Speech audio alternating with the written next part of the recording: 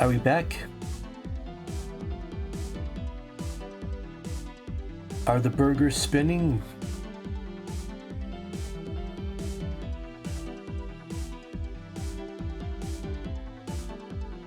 They are spinning. All right, hopefully that was the trick.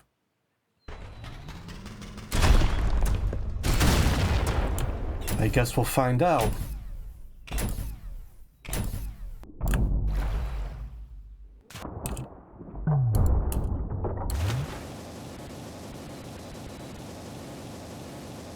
Seems stable, question mark. I'm not dropping any frames.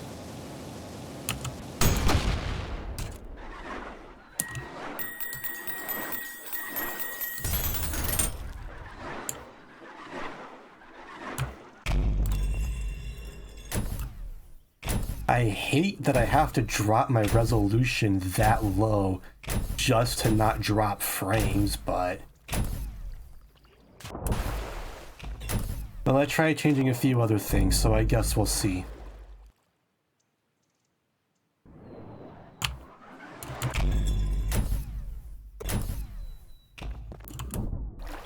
I wonder if they fixed the sliding bug. Yes, they did. No, they didn't. You can still enable sliding in any direction by launching yourself with a rocket launcher blast.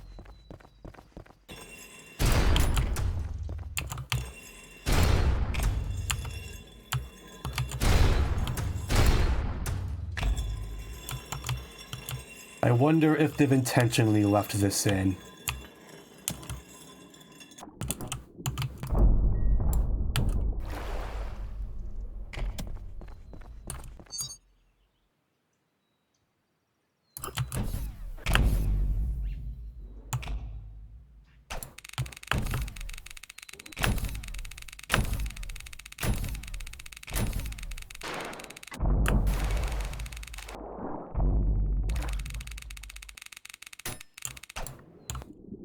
Oh no, guys, I flooded the map. What do I do?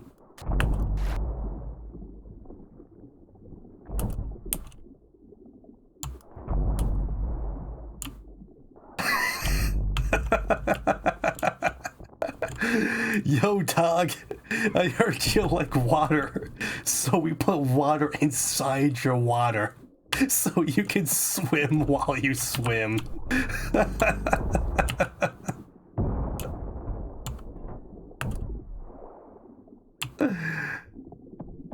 Oh, that's beautiful.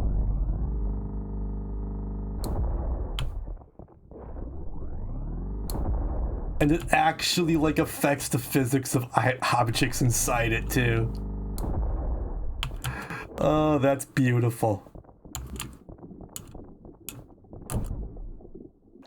Thanks, Stream Elements. Very cool.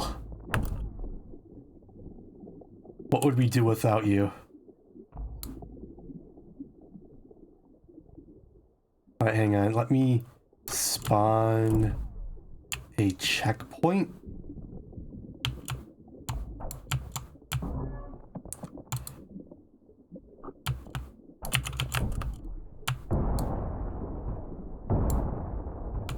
Oh, I need to turn to make you visible, make you see me.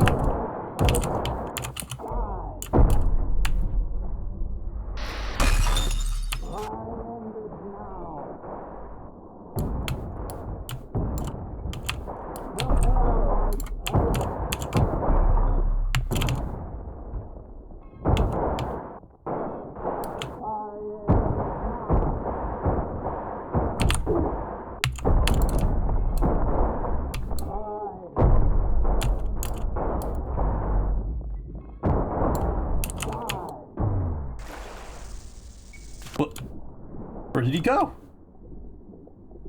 He went out of bounds.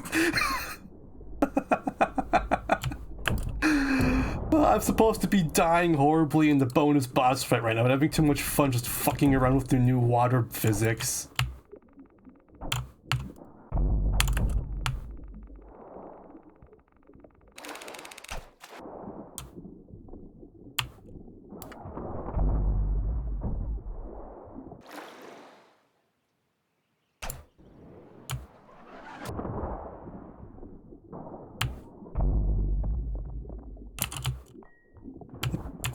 Buy a coin.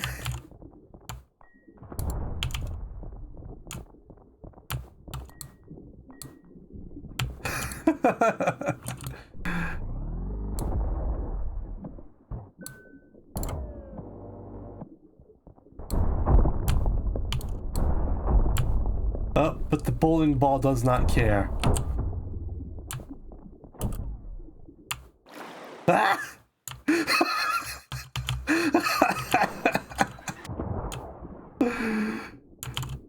Oh, what am I doing?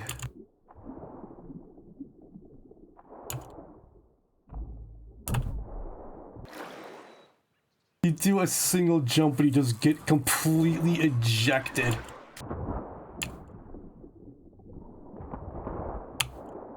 Yoink!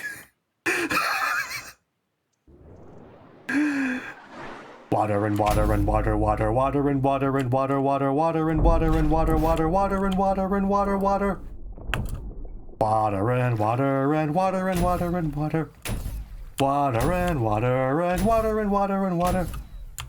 Water and water and water and water and water.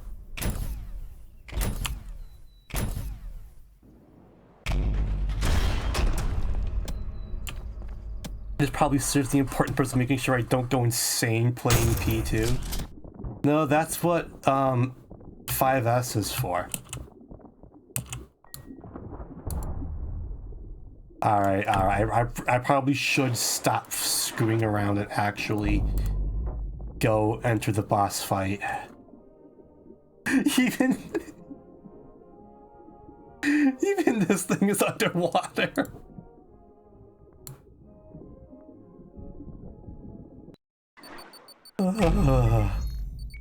Oh yeah, go check out Dev Museum. Is that, do you access that from the menu? Or is that in the sandbox? It's in main menu. Should I do Dev Museum before or after P2? Or in between P2, I guess would be more accurate.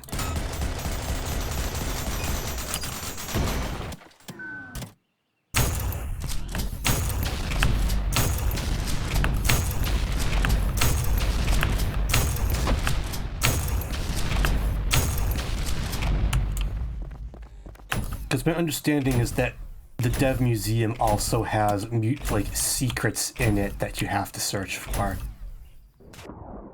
So maybe that would also be a good way to de-stress after getting my ass absolutely handed to me.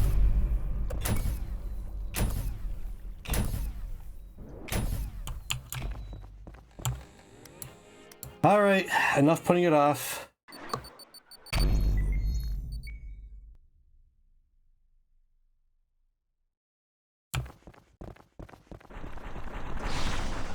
Fuck you! I'm the righteous hand of the Father. I'm special and great, and I deserve to be treated like royalty. And I hereby banish you from hell forever.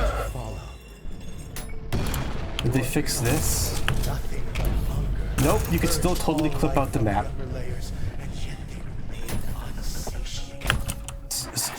Shut up, Gabe. I'm done with you. You've taken everything from the machine, and now all that.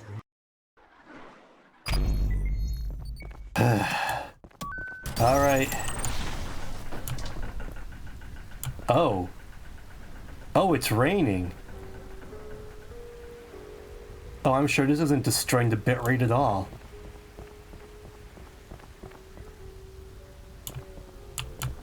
Why does this look like fucking Lust with the benches and the street lamps and things?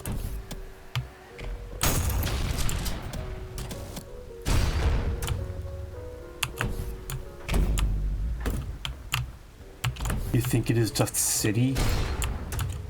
Yeah, what? Oh, it's supposed to be Diz. Okay. Or Diz, however it's pronounced. Diz? Disney World? I'm going to Disney World!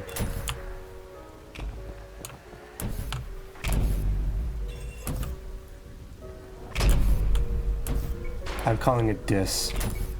Because it's a diss tracker. Whoa!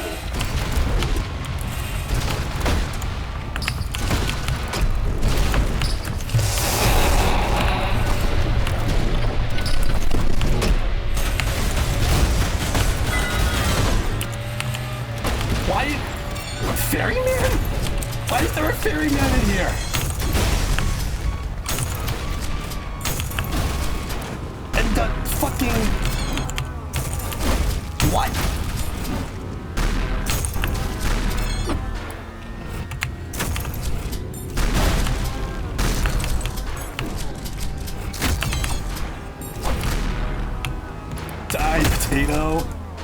No!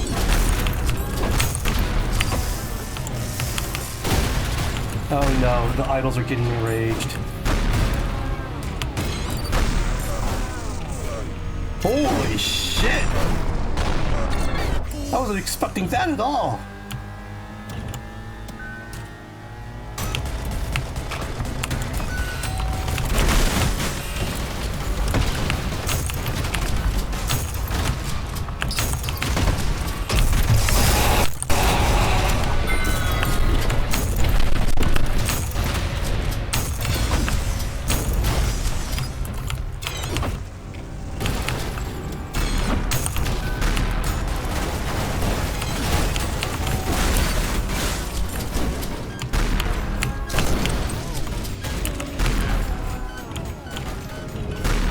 This is the wrong way.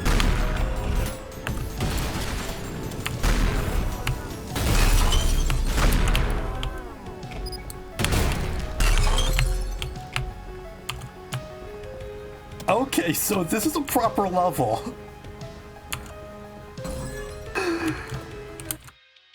Wow. Fucking rocks, this level's evil. Oh yeah, Nim, you wanted this level to be like an actual proper level. What? Excuse me?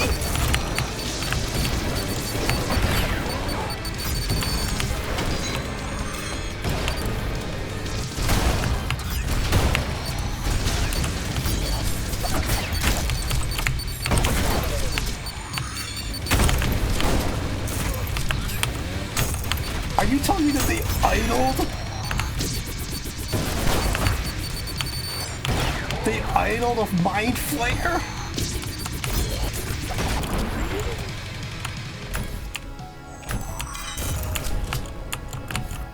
Can't see where I'm going.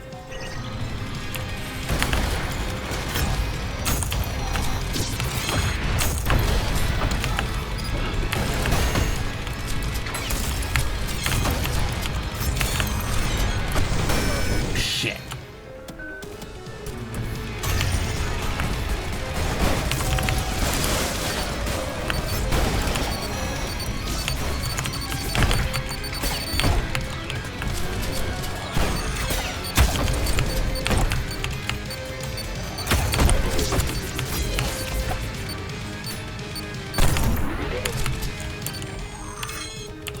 There's also something really funny later on that I might appreciate. I'm terribly afraid.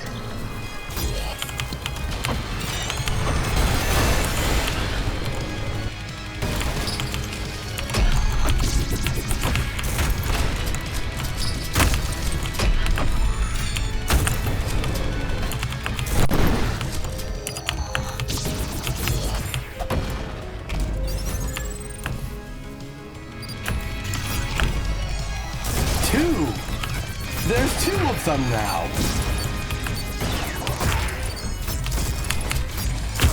Oh man, I'm gonna have to spend days practicing this level, aren't I?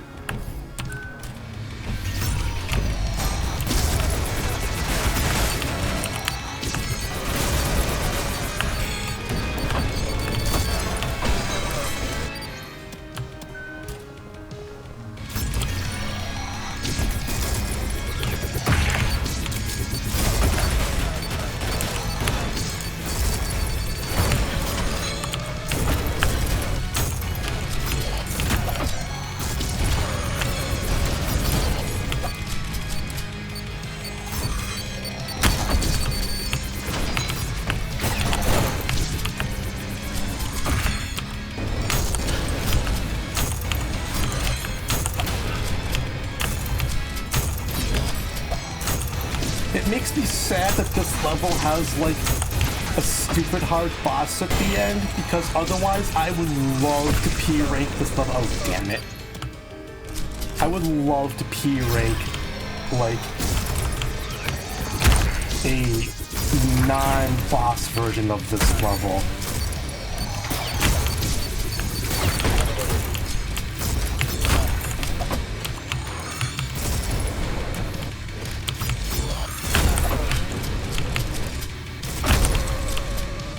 kill the idols of the glass. I presume you have to use the Knuckle Blaster for that.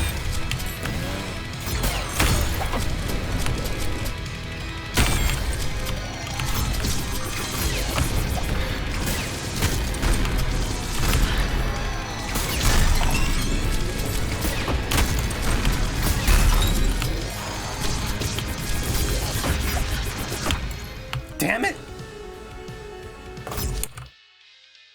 Look at it this way, we're gonna have to P-Rick this to play any way to play P3? No? Also, no, you can use the feedbacker too. Sit horizontally perpendicular to the glass and punch. If you have the right angle, it breaks.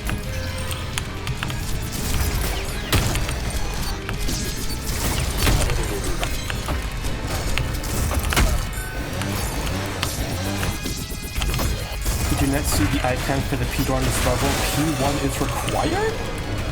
Really? I had no idea. I thought they were all entirely self-contained. Shit.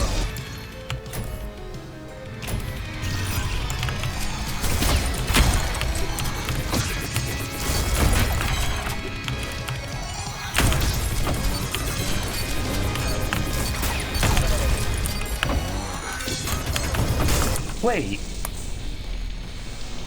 If you have to get a perfect rank on P1 to access P2, then how the hell am I in here? Because I don't have a perfect on P1.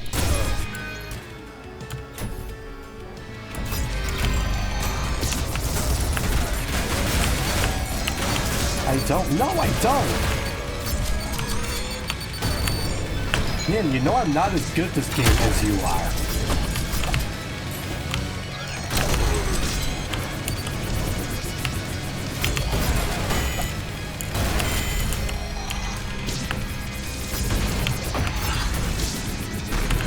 Just one cycle FP, it's fine. I fucking tried, dude!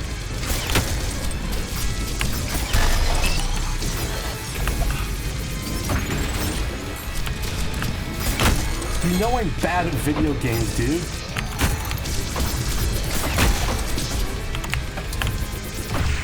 Fuck. Case in point. Like, man, you know I have an inferiority complex over the fact that you're better at this game than I am, even though I'm the one who introduced it to you 200 hours after I've already sunk my entire life into it.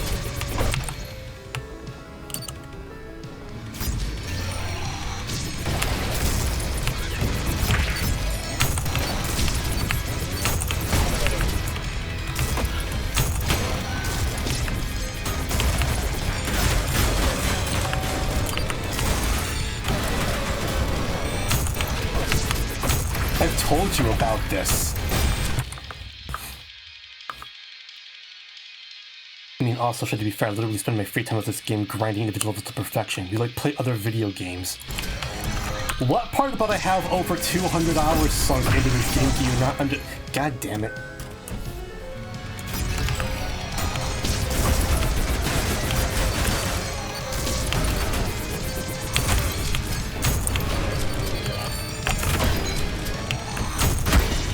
And also you play other video games. You play Pizza Tower. So, like, fuck that excuse.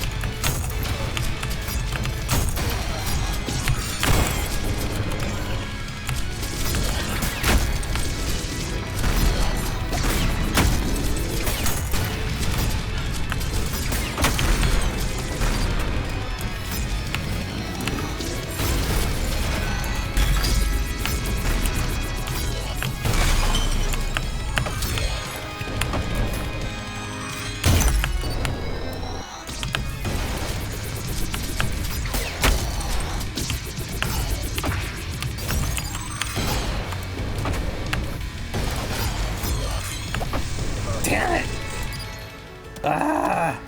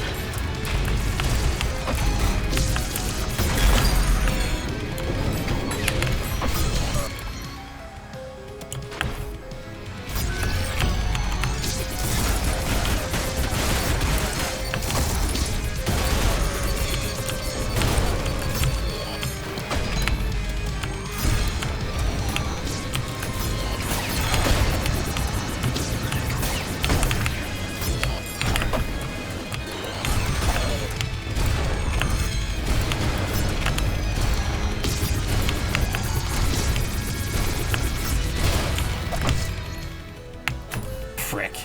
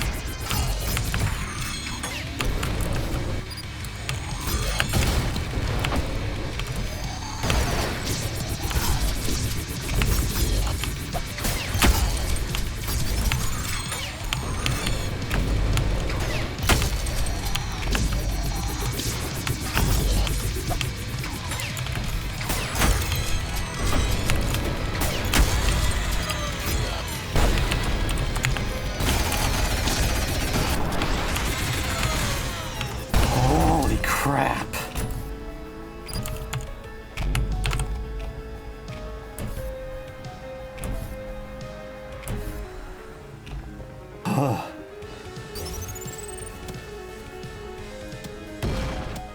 If there's another, like, ambush without a checkpoint, give me that checkpoint, please, for the love of God. No! No! No! Fuck!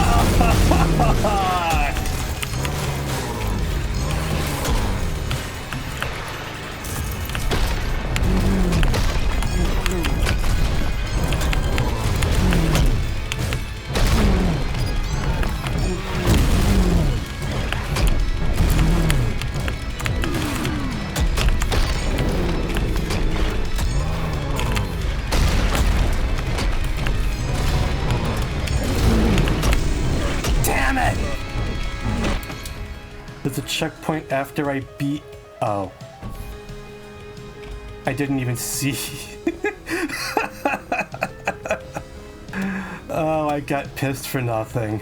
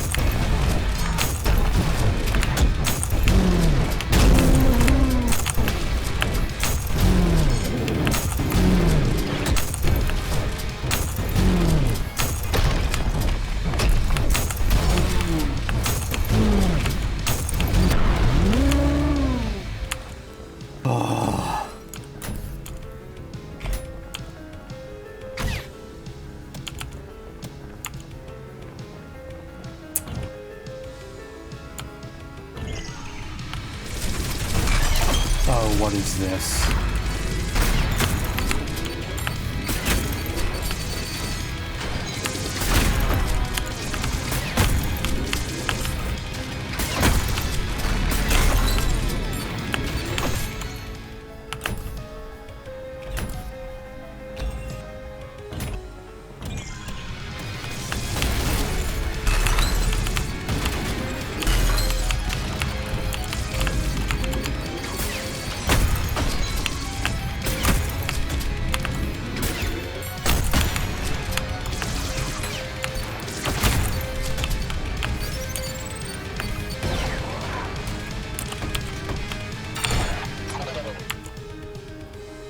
I'm reminded of that spinning star room in the Egypt level of Hydro Thunder.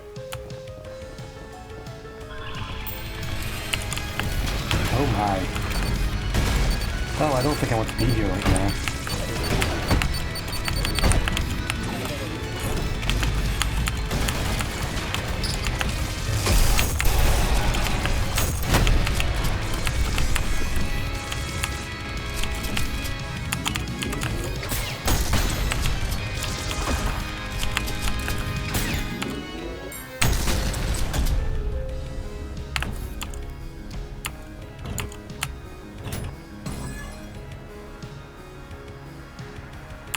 I don't think I want to be here.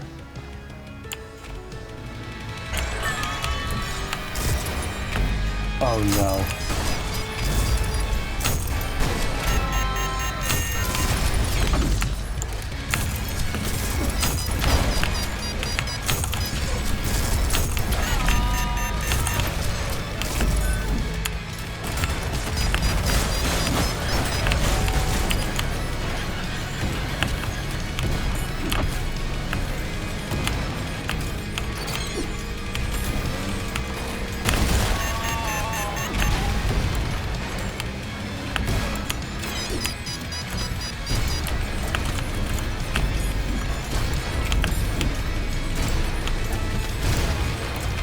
I can't believe they idled a stalker.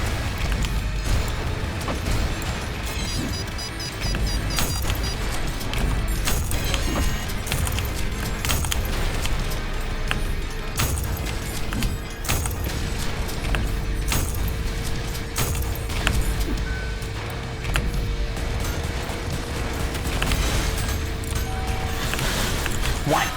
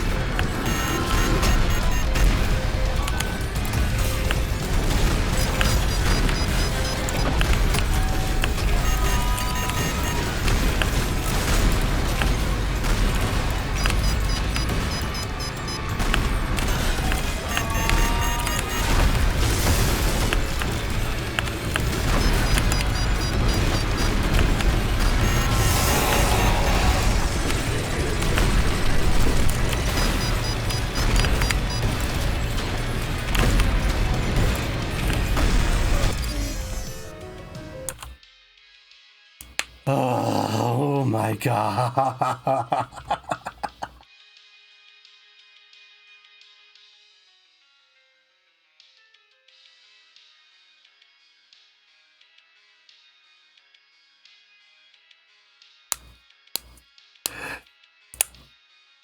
Okay. Idling a stalker is one thing. Idling a fucking malicious face?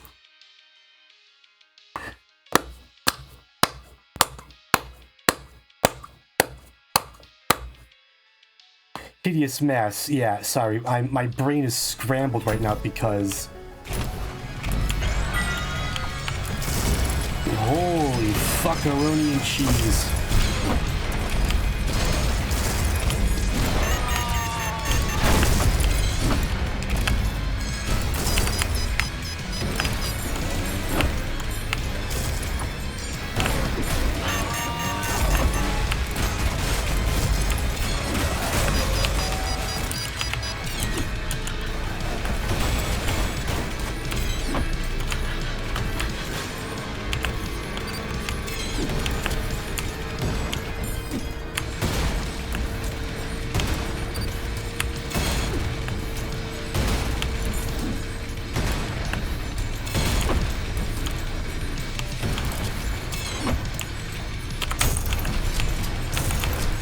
good call on keeping the idols alive so they don't enrage.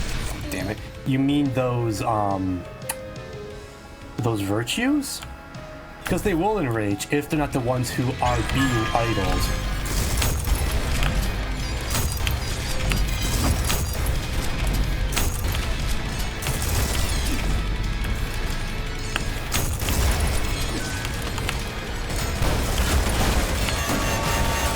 Idols can't enrage this more than 3 of them at a time?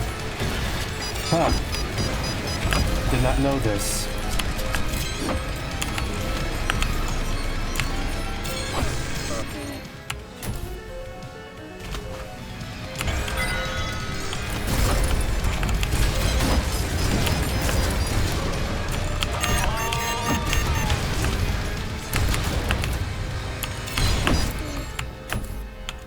I don't even know what's killing me anymore.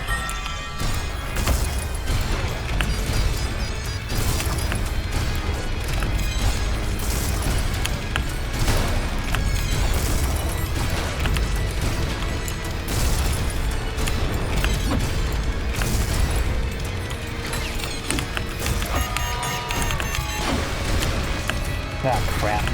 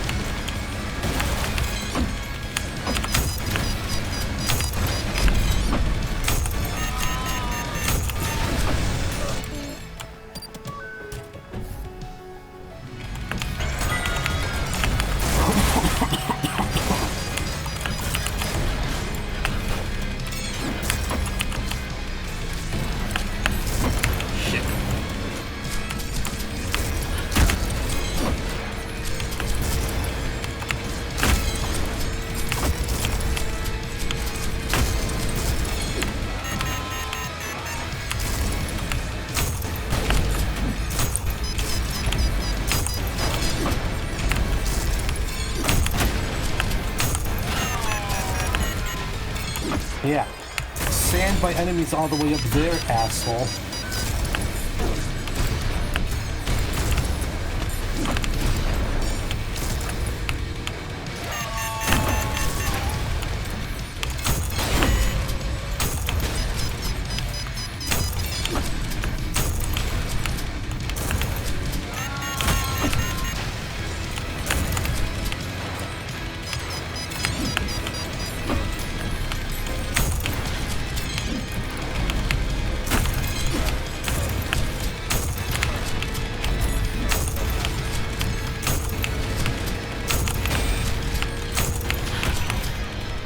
Oh boy, here we go.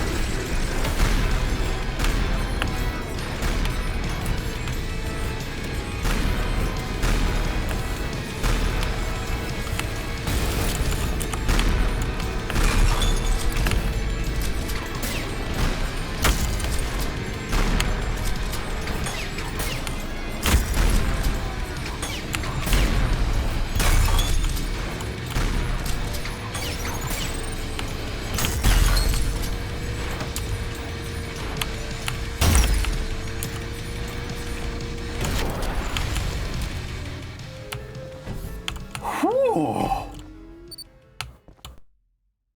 Well, judging by the fact that the music is faded out, I'm assuming that means that we're at the actual... the hard part.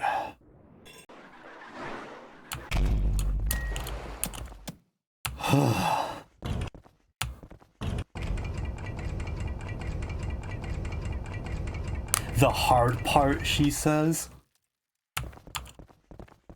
Listen, I know what I'm in for.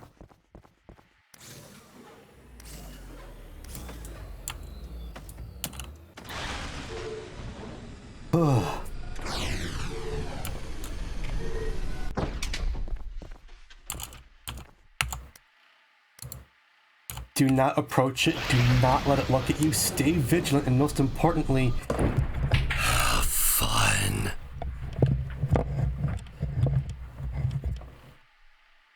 Oh boy. Alright. Kill me, Hakita.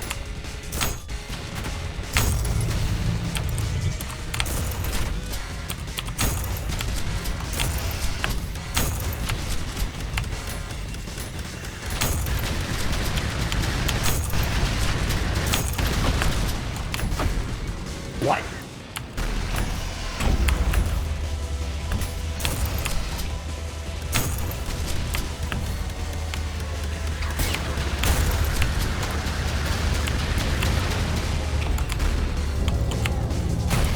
This person. Oh. Oh. A visitor. Indeed, I have slept long enough. The kingdom of heaven has long since forgotten my name, and I am eager to make them remember. However, the blood of Minos stains your hands, and I must admit, I'm curious about your skills as a weapon. And so, before I tear down the cities and crush the armies of heaven, you shall do as an appetizer. Oh no. Child of man, and die.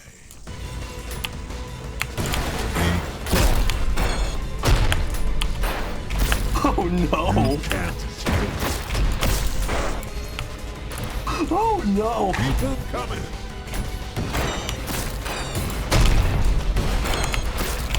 You can't escape.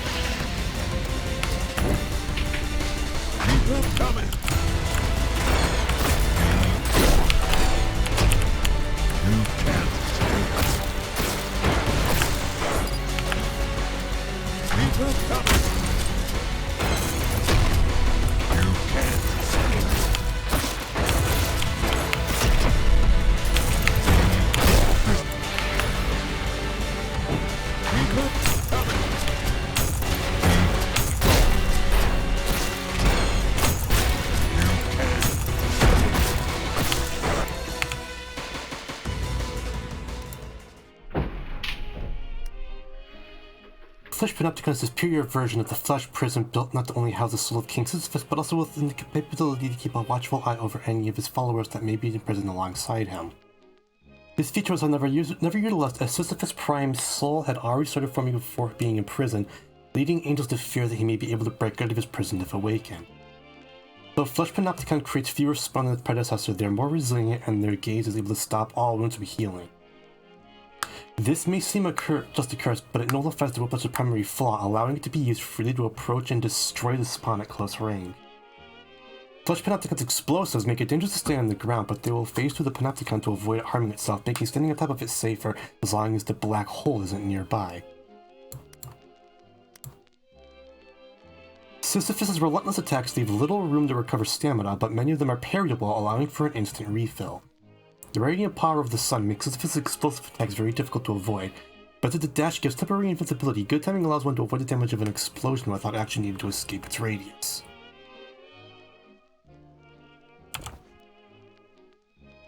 He is literally the sun.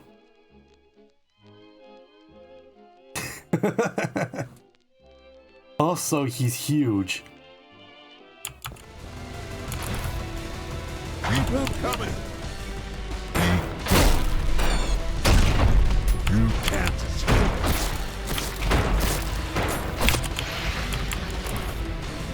Keep him coming! You can't escape.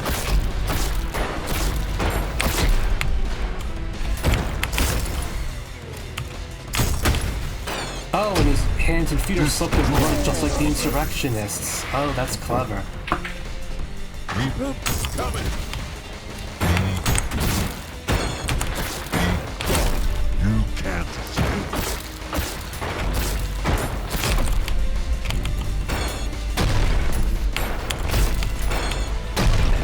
Destroy.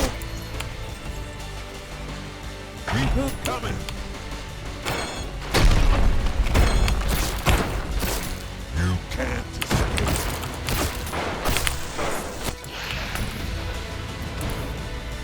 Keep him coming.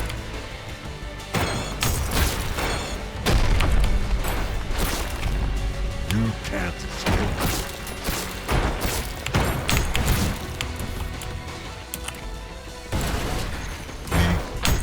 Destroy.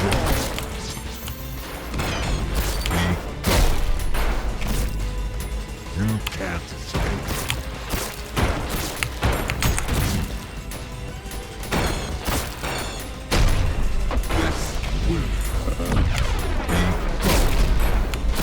This will destroy. Oh, parrying your incident kills his attacks entirely? Keep him coming. Only during the first phase, I'm assuming. You can't escape. Because with Minos Prime, the way it works is that once he enters his Devil Trigger phase, parrying stops canceling his attacks.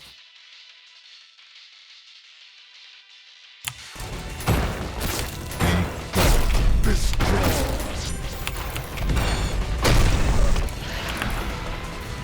I'm violently can't parry phase 2 at all. You can't escape.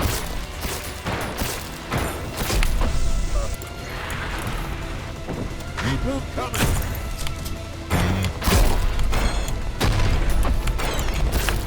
You can't escape.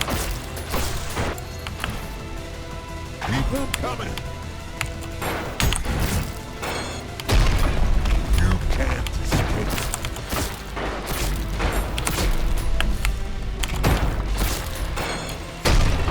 Destroy.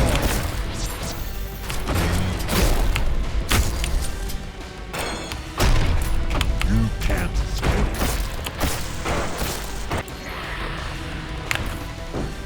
Keep him coming.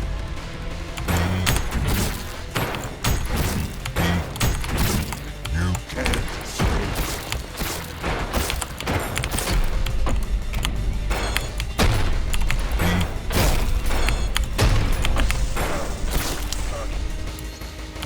Still surviving him twerking until he gets tired. I wasn't expecting to read that sentence.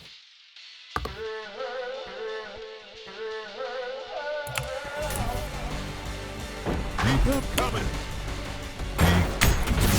You can't escape.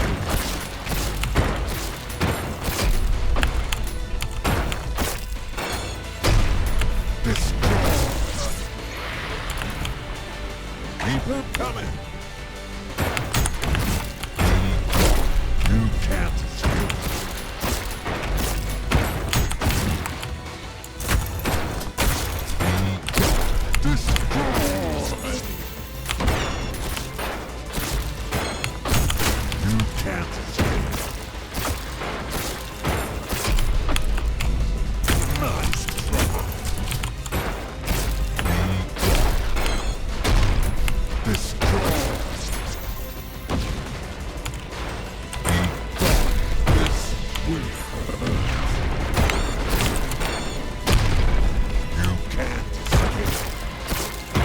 No, but I can slide storage.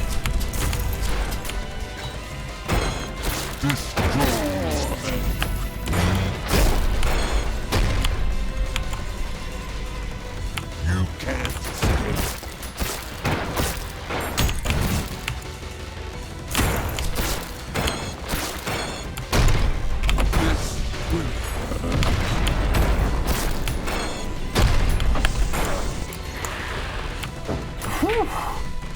Keep them coming.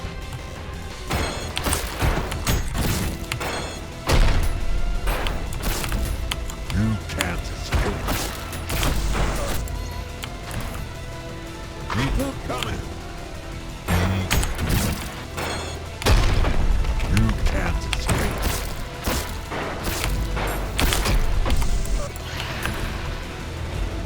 Keep them coming. You can't escape.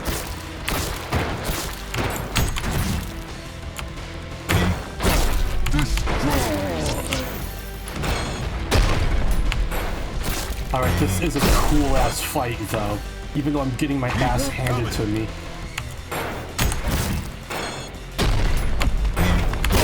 You can't. Keep them coming. You can't escape. I just wish I knew how to dodge that you could have escaped attack. You can't escape.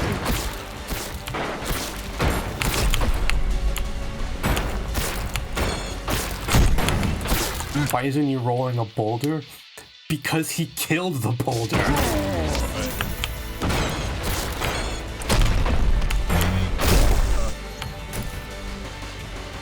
Keep them coming.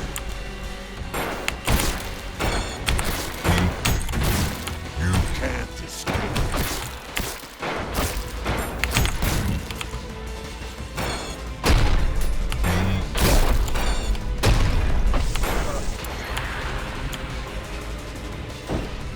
Keep them coming.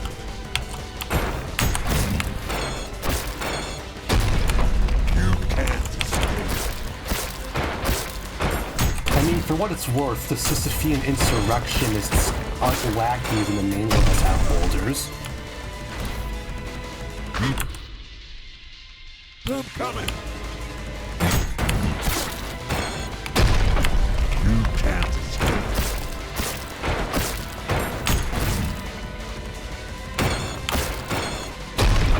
Destroy.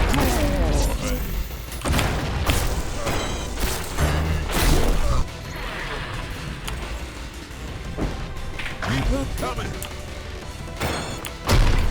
Whoa! You can't escape. He did that in the lore. He doesn't do it anymore because he got locked up inside the meat cube for not wanting to roll the boulder.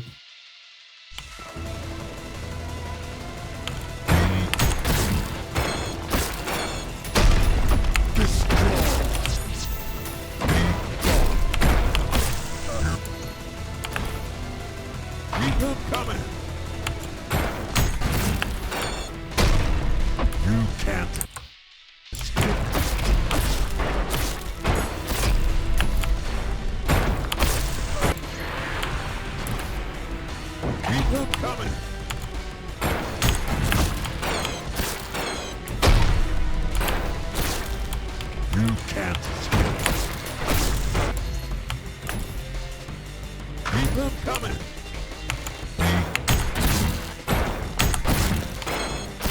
You can't escape.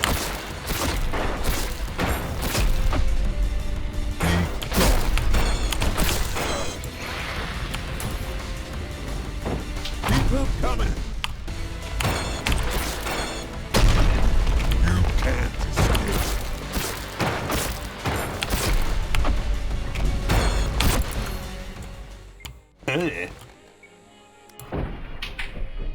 Tip of the day. Have fun.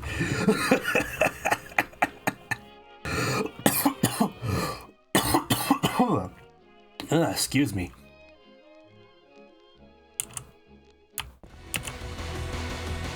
Actual tip of the day, try to slide often. That's what I've been doing.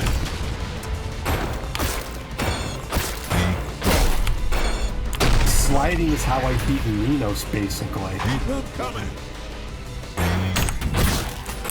Only does if you have to react on the spot. You can't escape. Keep them coming. You can't escape. Yeah. First step is getting good reaction times.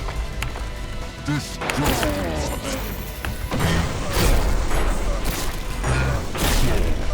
This is also coming from someone who also plays fighting, so this might not be applicable for you, though. Yeah. Keep them coming.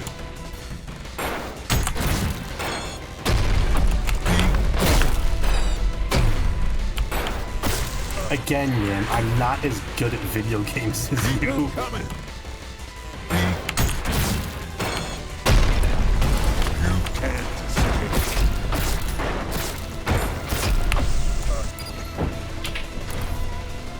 Keep them coming.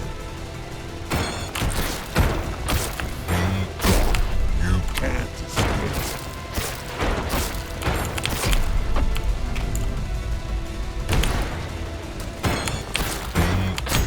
Destroy.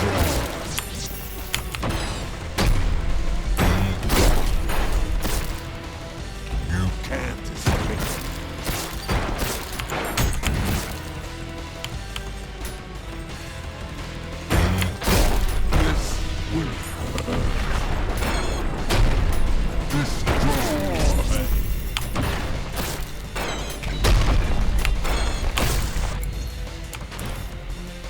Keep them coming. You can't escape.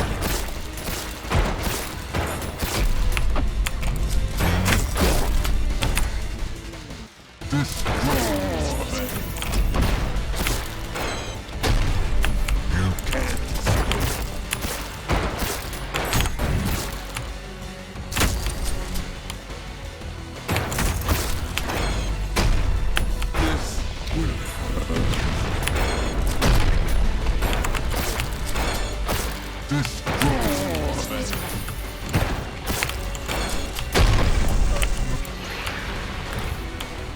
Keep them coming. You can't escape.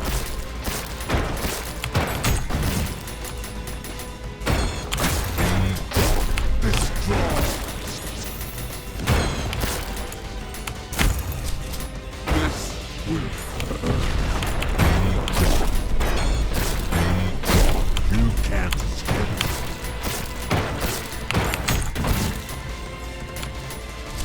Nice throw.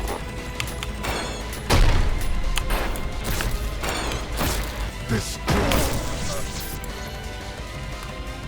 Fighting this boss makes you really feel like Sisyphus, making progress and having it all reset the screen. Welcome to the Prime Soul fights in this game. You can't escape. And besides, I am making progress because I'm starting to learn his patterns. Destroy.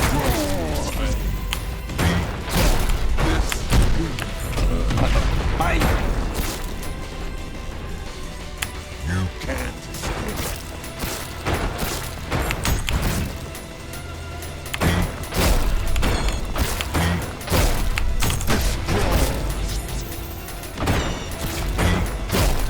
Nice throw.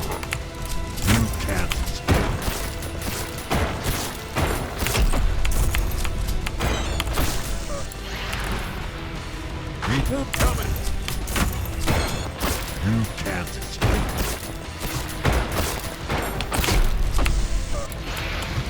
Woof! My wrist is starting to hurt. Keep them coming. You can't escape.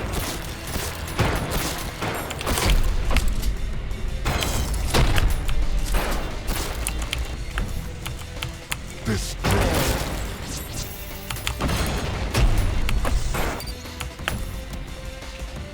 Keep them coming.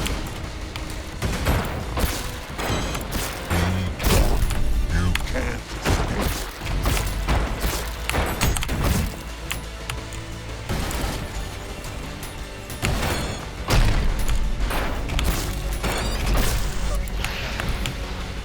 Keep them coming. You can't escape.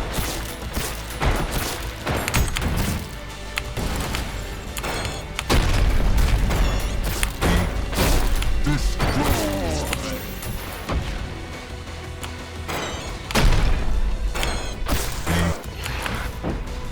Keep them coming.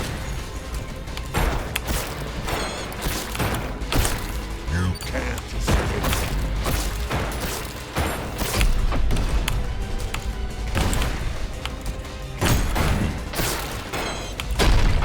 Destroy. You can't escape.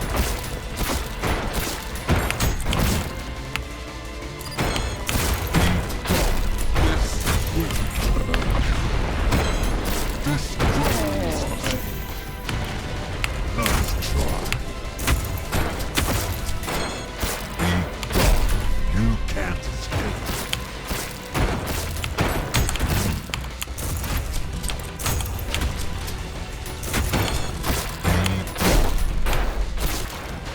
This will hurt.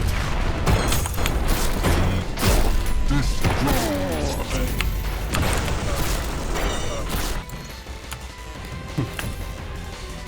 Keep them coming.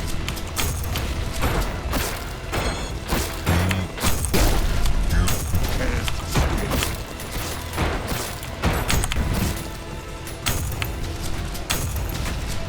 Getting closer to beating his first phase at least. I am terribly afraid of what his second phase will introduce.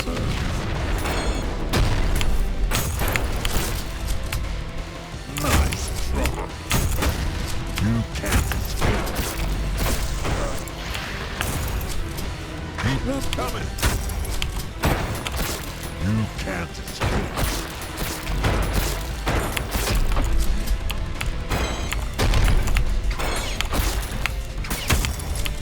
Destroy.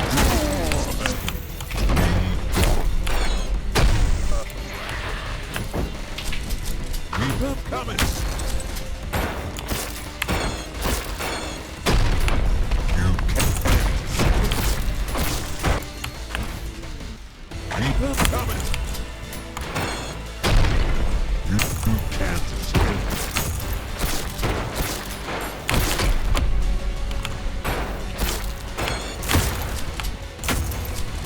Destroy.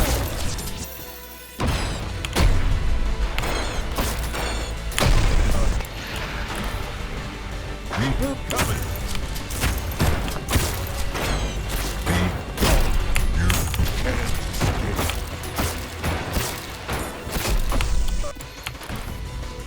Keep them coming.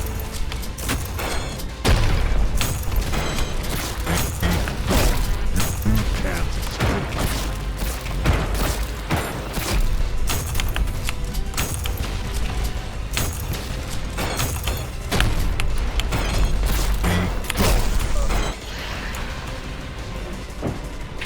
How long have I been streaming for? An hour and a half?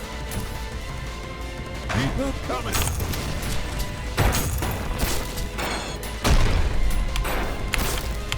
You can't escape.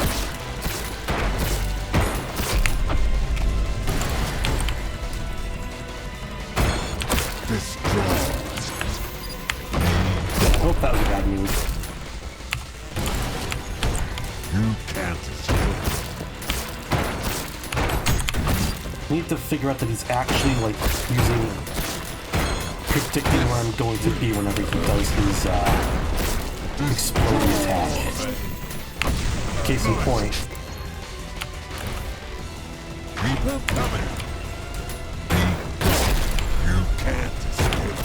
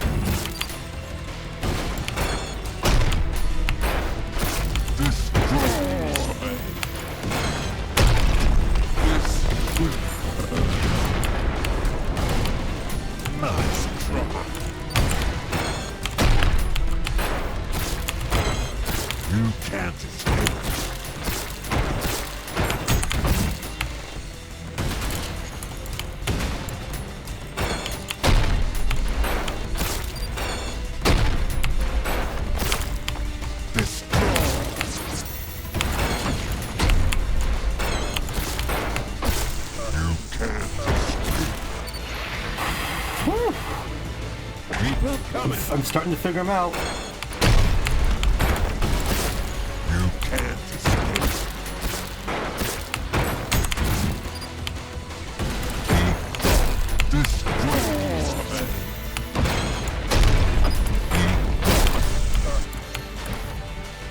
Keep them coming. You can't escape.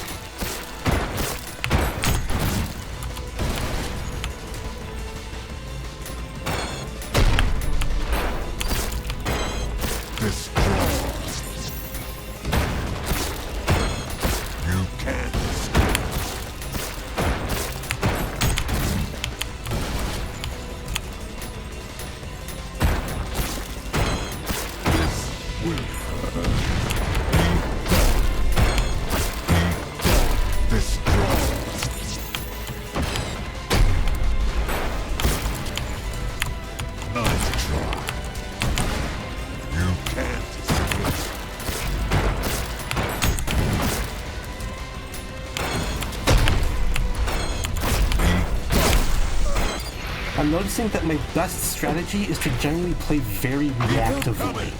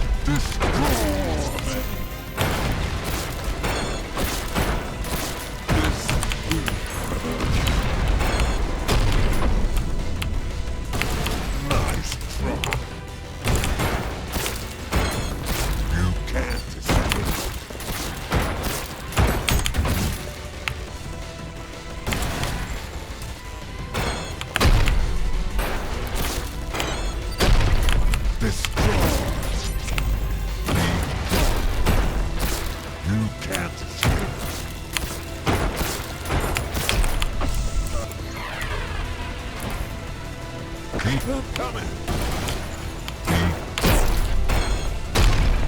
You can't escape.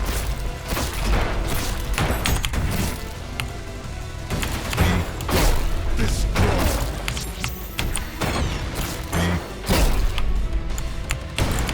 You can't escape.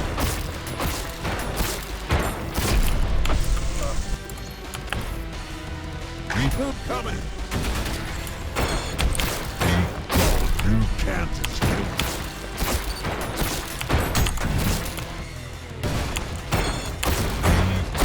Destroy.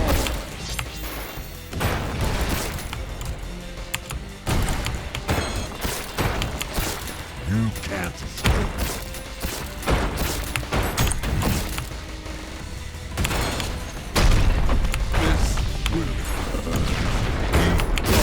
This will destroy.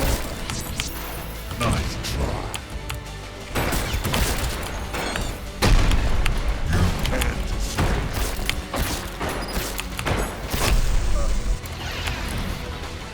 Keep them coming. You can't escape.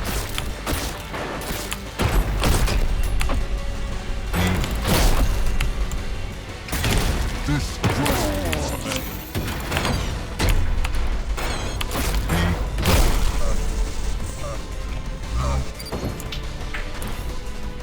Keep them coming.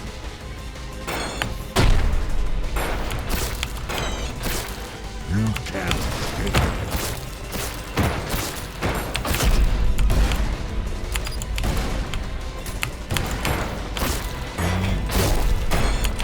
Destroy.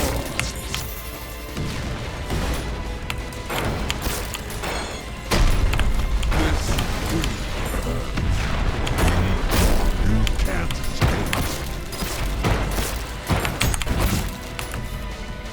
Nice try.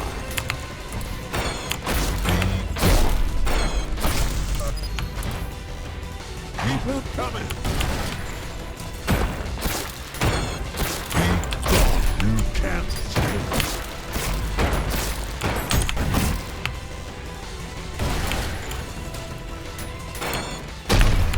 Destroy.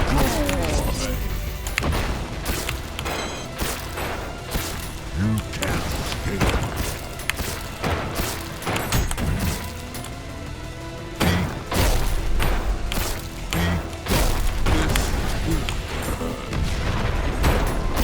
Destroy. Nice try.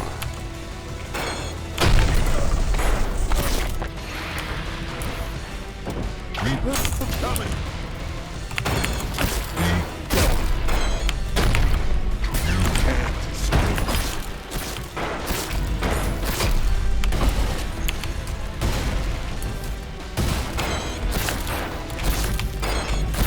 Destroy. Alright, chat, I have a question for you.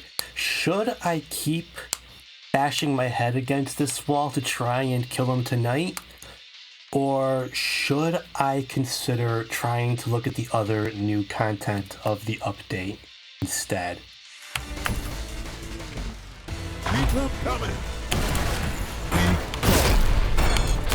Because just bear in mind that if I do leave this level, I'm probably not going to come back to it tonight because of how insane the level leading up to this fight is. So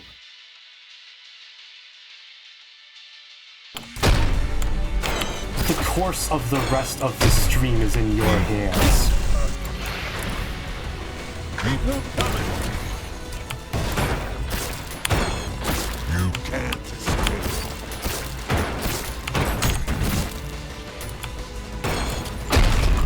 Because, just for reference, the new content includes the secret level of Wrath and the Developer Museum. So it's not like we'll be short on stuff to look at. Sometimes thinking your break is exactly what you need to help you against a boss. That's my thinking as well. You can't escape. I think there's going to be a point where just bashing my head against this boss fight isn't going to help me actually learn it anymore. Which I hate admitting because I'm having a lot of fun. This is a sick fight.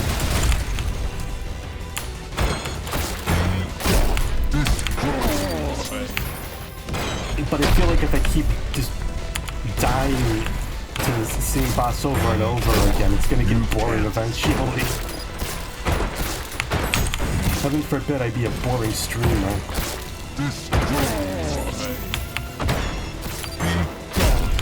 Nice trouble.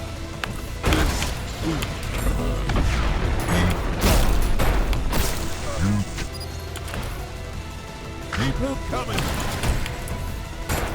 That is the wrong button. Yeah, I'm folding my inputs again. That's how far I'm falling. You can't escape.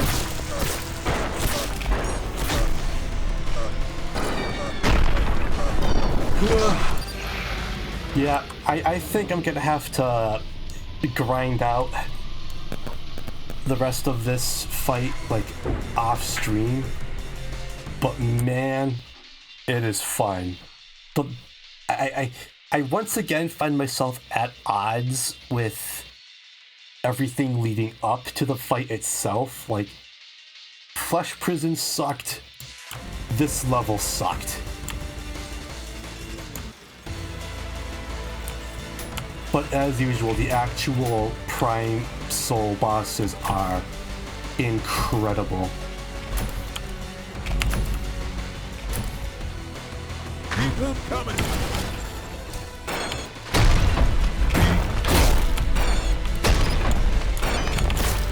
You can't escape.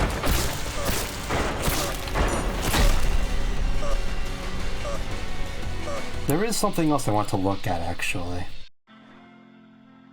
Standard, Prime Sanctums. Yeah, I only have an A rank on Soul Survivor. And yet, for some reason, if I go to Aesthetics of Hate,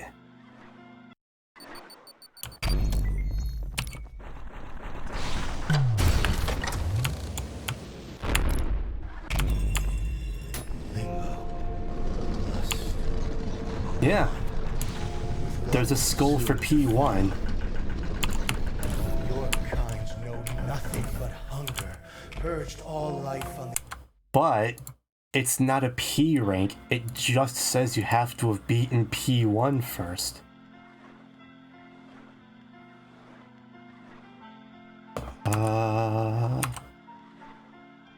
Credits?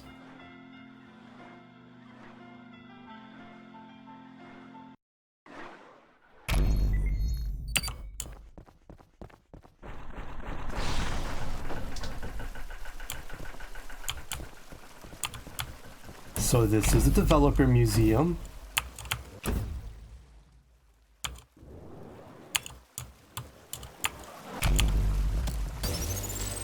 Hall of Shame. The Ultra Kill developers. Right off the bat, the absolute irreverence of this game's developers is already on display.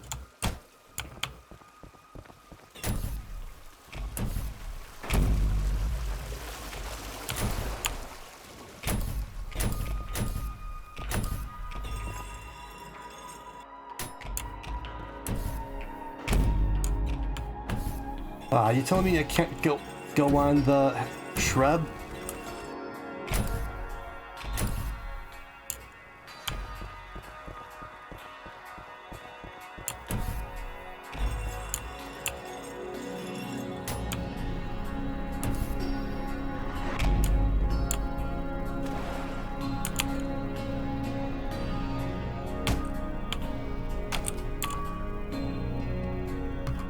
Hey, welcome to the Developer Museum. I'm Hakita, the lead developer of the game. I started off working on the game mostly by myself, but over time the game has grown a lot and I've gotten so many wonderful people helping me out over the years, so here they all are. This museum was mostly created by Vizard. It's just some touch-ups, iteration, writing, and additional Easter eggs by me. You can find them in the restroom down the hall to the left.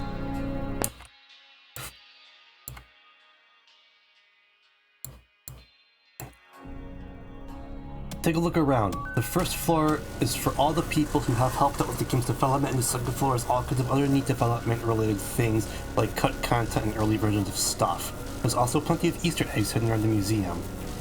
Most developers will have a book like this in front of them in which you can read details of how they helped the creation of the game. Here's mine. Nikita, creator of Ultrakill. I started development of the game on February 1st, 2018. At the time it was just me with Flying Dog and Tony Stigell working and making an occasional 3D model. While the development team was changed and grown since then, I still do the majority of the work myself, just closer to 60% now than the old 99%.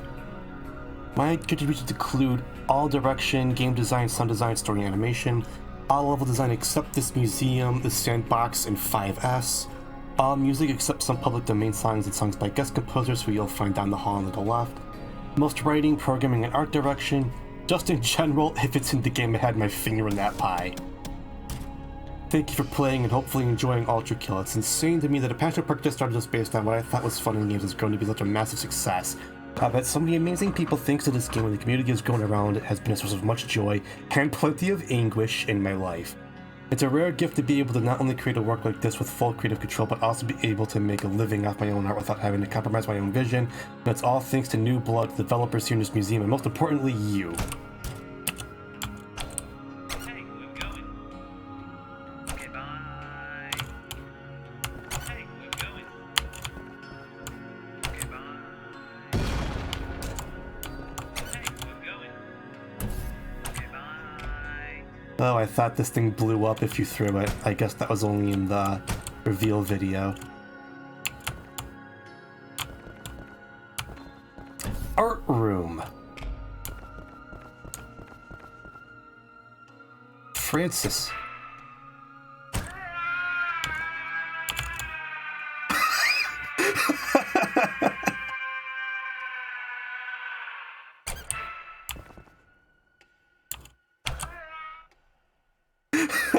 Bye.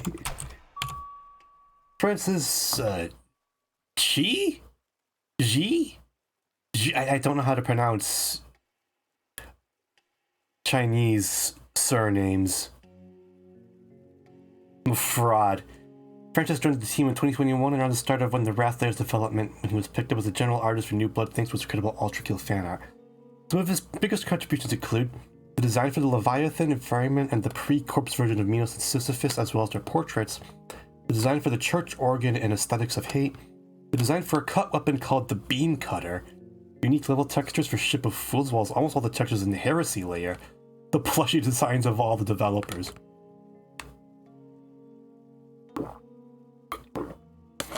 I simply wouldn't be here without this game, and I'm happy it's Ultrakill. Thank you, Hikita, the rest of the dev team, and everyone in New Blood for being such great people who always support what I do.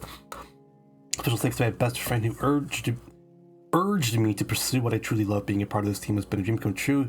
Here's to the greatest project.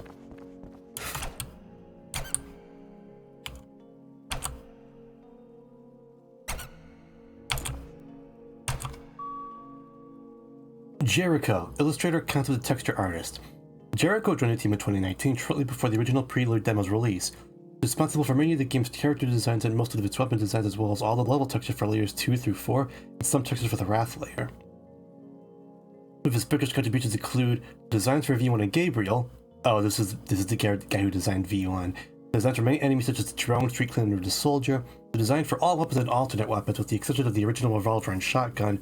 The main promo art, which is used as the game's cover art. Most level textures, including all texture levels for layers 2 through 4. All the art for the intermissions and 2's secret. Hi, thank you to the rest of the dev team and you guys for enjoying what we create. I met many wonderful people through Ultrakill's development and hope to continue to do so. Shout out to SX Big and Luvoid.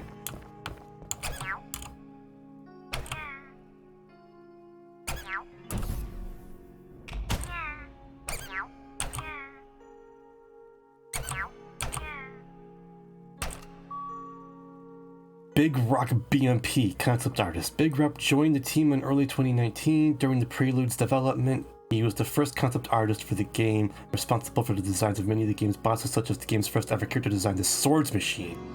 Some of his biggest contributions included designs for many of the game's bosses, including Swords Machine, the Corpse of King Minos, and the Hideous Mask. Designs for many of the game's enemies, such as the Mind Flayer, the Idol, and the Sentry. The designs for all the bosses in the Prime Sanctums, painting of the rocket launcher wielding Freeman in 5-3. But a kid asked me to design a boss for the game. I had no idea that Ultra Kill would become this big. To see so many people draw a fan of the characters I've designed is both intimidating as it is inspiring me to continue. Try and grow as an artist, and I hope that my work inspires someone to pick up a pencil as well. Absolutely not. I will never pick up another pencil again.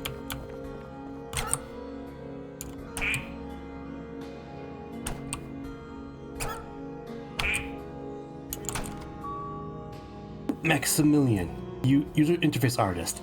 Joined the team in 2018, early in the game's development. He's responsible for the weapon icons in the UI, the game over skull animation, as well as the game's logo. I'm proud to have played a small role in creating Ultra Kill and grateful for the opportunity to be a part of this game. Thank you for having me and thank you for all the players with your support.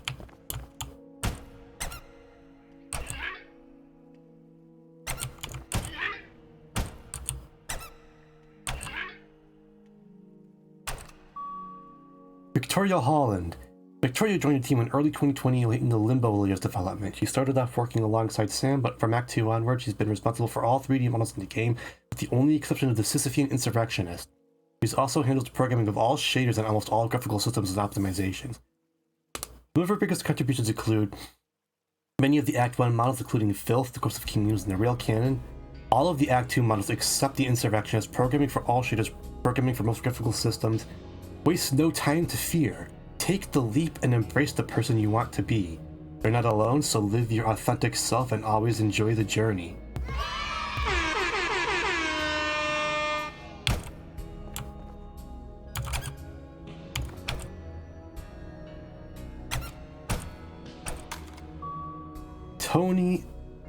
Tony Stigel joined the team right around the start of development in early 2018. We had previously worked together on a few small projects, including a now-cancelled stealth game called Untraceable, which is the origin of the Thinking Man statue that eventually became Cerberus. Alongside that, he modeled many of the early character models for Ultra Kill until leaving the project in mid-2019. He also made the original Filth models animations, and those have since been replaced. Something Wicked still uses one of them, making that the only animation in the game I haven't made myself. Some of his biggest contributions include the original models for the Husk Swords Machine and Feedbacker, designed for the original version of the Filth, getting me into Devil May Cry in the first place.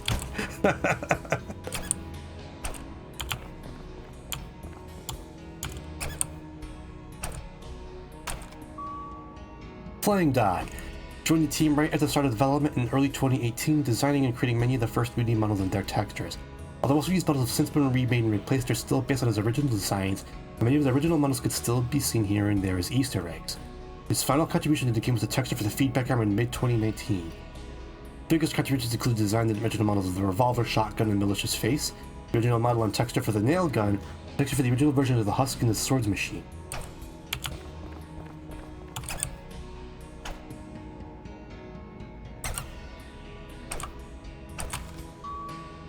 Samuel James Bryan, 3D artist. Sam joined in mid-2019, early into the Limbo Layers development, and is responsible for modeling most of the enemies in Act 1, including V1, V2, and Gabriel. His last modeling work for the game was the Sisyphean Insurrectionist in early 2021. Has mostly moved into different projects since then, though he still occasionally helps out with feedback and modeling advice. No idea, ask Akita. That's a good quote. That's gonna be my development quote in Thermite, is just, no idea. Ask someone else. Apparently this is the nerd room.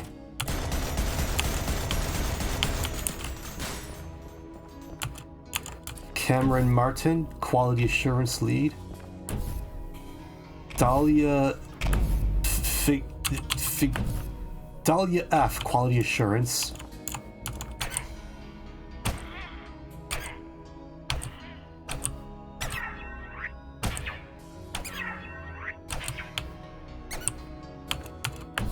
Tucker Wilkins, Senior Quality Assurance. Scott Gurney, Technical Quality Assurance.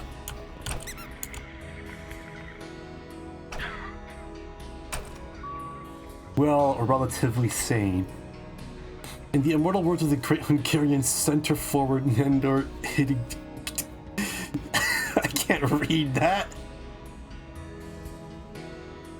The New Blood QA team, Cameron, Dahlia, Tucker, and Scott, are responsible for make sure the game runs properly and without any major bugs. It's thanks to them that Ultra Kill looks and feels like a functioning game despite being a mess of duct tape, spaghetti glue, and prayers underneath. Prior to Ultra Kill joining the New Blood catalog, I had to do QA myself, and even that smaller amount of bug testing makes me question how these people manage to stay sane. Well, relatively sane. Be it games, music, movies, or the company of others, be sure to enjoy the good times that you experience and always look back on life with a positive note. Life is precious, and after all, it's your own show. Enjoy your life to its fullest and give everyone respect and love. A smile on someone's face is worth the weight in gold.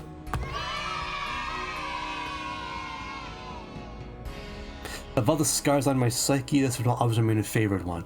From that cursed door to the accidental spawner arm slip, it's been a great time regardless. Sometimes video games can be cool as hell. Hopefully we can get more of them.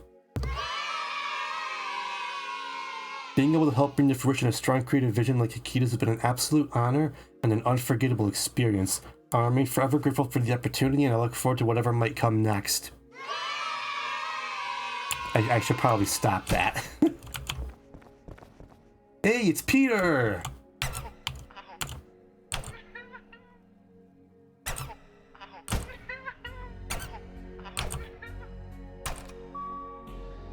Peter already started helping out with programming in late 2019, but he was officially added to the team in early 2020 thanks to his Ultra Kill mod and an early attempt at a custom level system. He was responsible for most advanced programming in the game, such as systems like cheats, cybergrind patterns, and subtitles.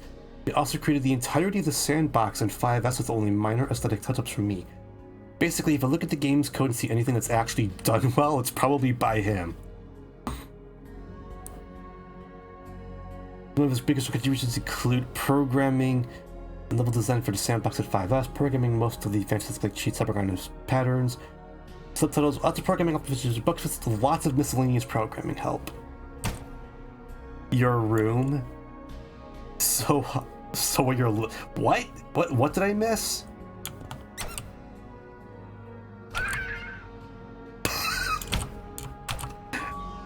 HeckTech, additional programming.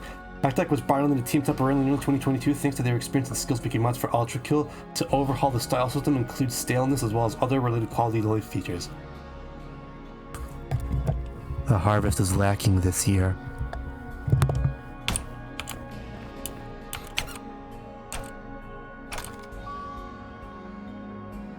Cabal Crow was one of the first hardcore Ultra Kill fans who helped spark the game's speedrunning scene. He also helped it a lot with figuring out bugs before the game got a QA team and recorded most of the trailer footage in early trailers.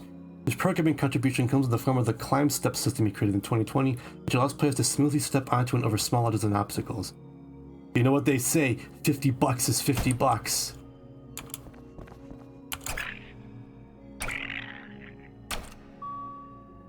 Lucas Varney. Lucas is another New Blood programmer, mostly working on his own game but occasionally jumping in to help with Ultra Kill when needed.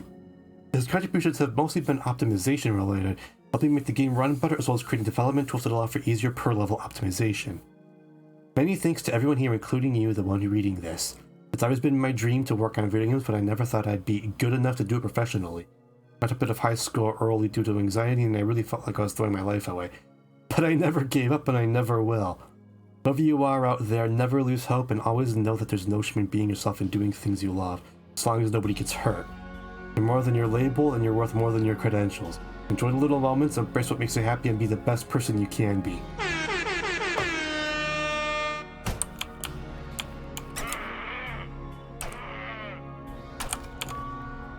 Ben Moore, aka Zombie, is New Blood's resident programming wizard. He hops on from project to project fixing tricky issues and giving general programming advice. If there's a problem, he knows a solution.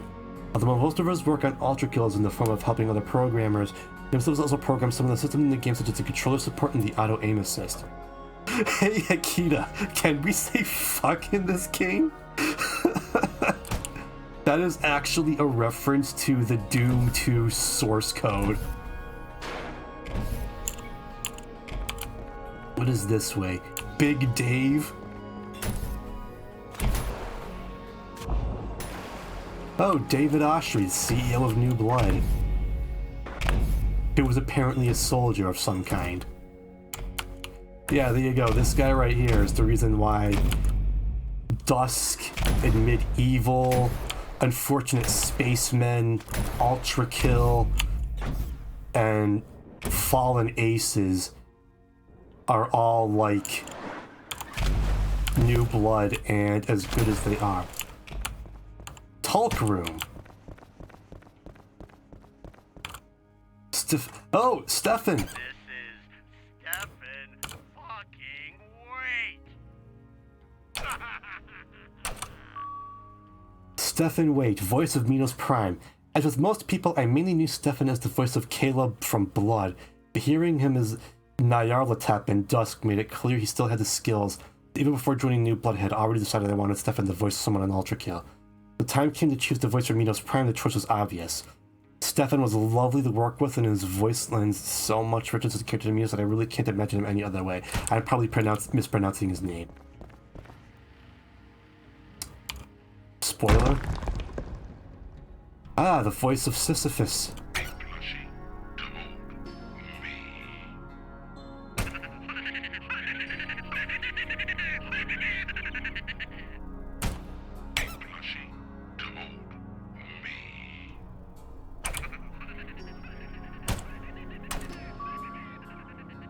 Glenville Brown, voice of Sisyphus Prime, approached Glenville in early 2023 after hearing his fantastic performance as the narrator in Disco Elysium and feeling that his deep textural voice would be a perfect fit for King Sisyphus.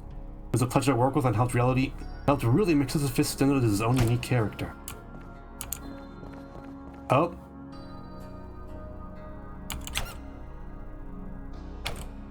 Oh, it's you. See you in my coffin.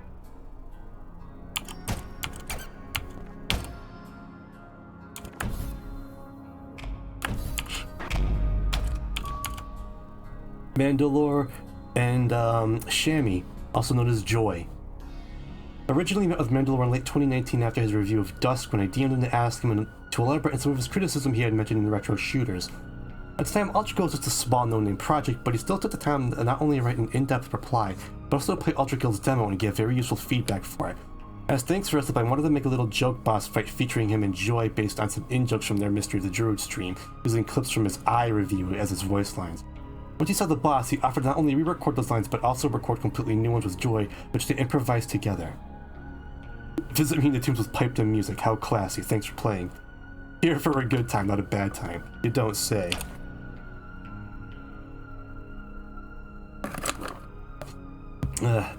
Bless these two YouTubers. And finally, of course, the man himself.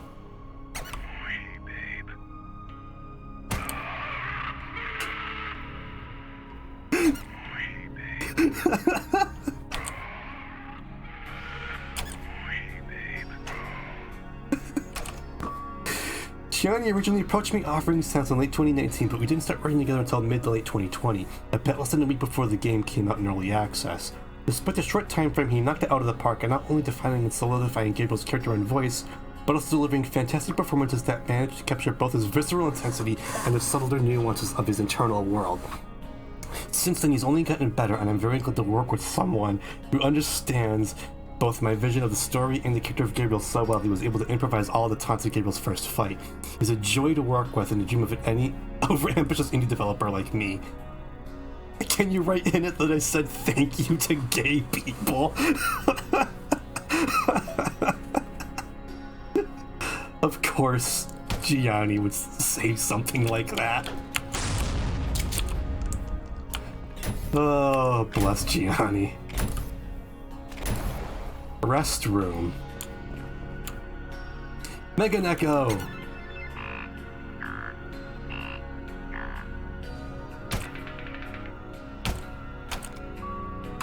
I met Meganeko in early 2020 after Big Rock, who was a fan of his, noticed that he followed the Ultra Kill Twitter account and asked if he'd be interested in collaborating. Originally, I didn't have anything specific in mind, but once he sent me a sound test clip that showed the kind of music sound he'd go for, it immediately struck me as the perfect music for an endless survival mode. That sound test eventually, through months of iteration, became the Cybergun's titular background music. Any way you could think of for causing the creation of that mode. Playing the alpha demo got me incredibly inspired. Getting the channel of that backnetted game was a bit surreal, big thanks to Hikita and Bergog for reaching out. Oh, Keygen Church, they did the music for the Prime Sanctum.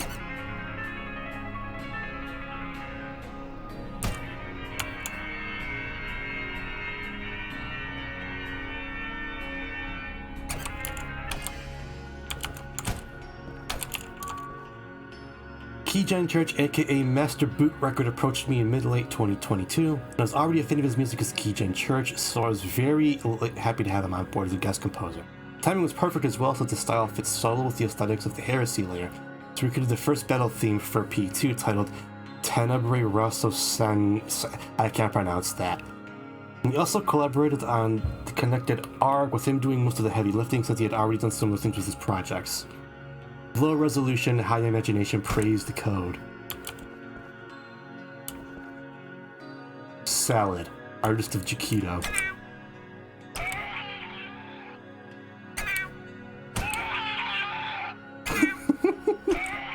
I love it when the dolls scream. Salad, artist of Chiquito. Salad drew Chiquito. Some of their biggest contributions include Chiquito. You don't say. Ah!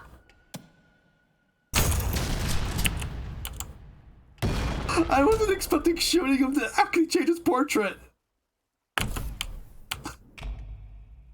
Ah! Is he the only one like that?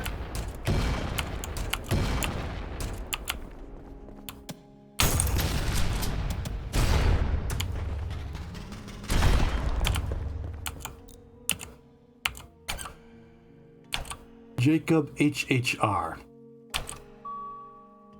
Jacob joined the team in early 2020 to help write the prose and dialogue for the game after I met him through a mutual game developer friend. He's mostly responsible for writing in the various books you find around the levels, as well as Gabriel's dialogue and the prose for the intermission cutscenes.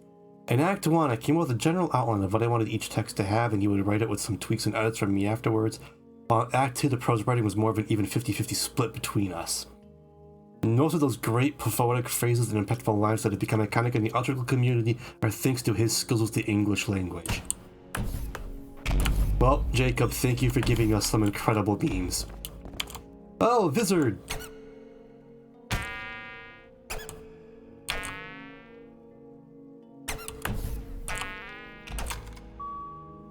Vizard was picked up temporarily in late 2022 to create the Muse Museum thanks to his experience and skills with an early version of the Ultrakill level editor. He designed the level and made all the models and textures for it. If you're wondering what's the best looking level in the game, he's the reason. He also made a crap ton of the stock Cyber Grind textures that were patched in between the Greed and Wrath updates. Ultrakill is special to me in a way that is just a book's length worth of words. Working on this game is something I will hold close to my heart always. I hope I can continue to work with the wonderful people at New Blood and the interactions I've had with the community help bring me to be a part of this team. Sometimes I wonder where the dominoes fall begins and where it will end. But if OIF ever sees this, a good YouTube video, the Ultrakill Rip and Tear, really can change your life.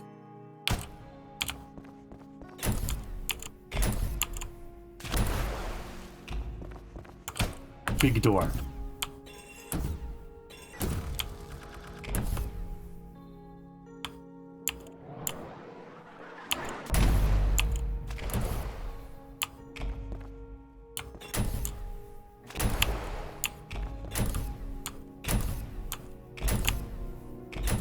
Don't know why this is called the restroom. It's because it's where all the rest are. Additional music credits. Take Care, the shop theme sampled from Were You Foolin' by the Russ Morgan Orchestra. Cerberus classical music sampled from Mars to Bring really? I had no idea. Claire de Lune and 1-4, Claire de Lune, written by Claude Debussy, performed by Lawrence Goldhart.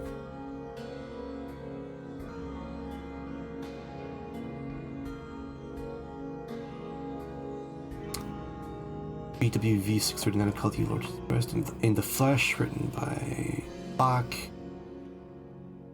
The Spinal Staircase in Soul Survivor sampled from Soiri I can't pronounce that.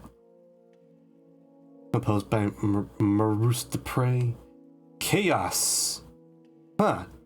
Bass clarinet and soprano saxophone improviser recorded by Quetzal Tirado. Huh. And the saxophone solo in The Wake of Poseidon was also done by the same guy. Fallen Angel, adapted from Like Healthy Lord, described by Bach. 7th Symphony, second movement, Allegretto by Intermission 2, written by Beethoven, performed by... I'm butchering all these names. Special thanks to Magnega for telling my previous game Untrucible was unfun, causing an existential crisis that resulted in me dropping that project and making Ultra Kill instead. Mood.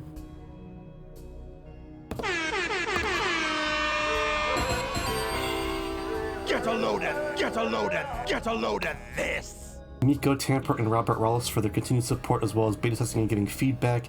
BGB and Splendid for beta testing and giving feedback. What is it with game developers having existential crises before making the best games ever? What is this?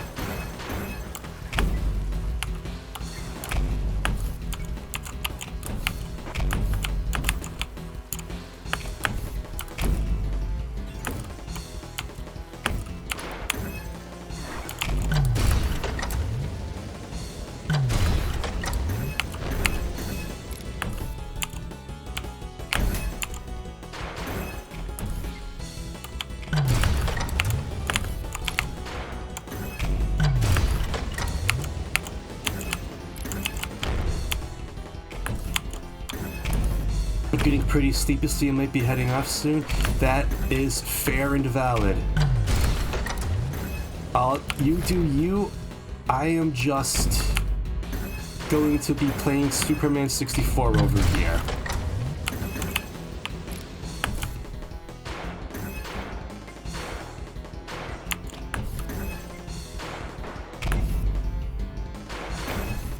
I was not expecting this.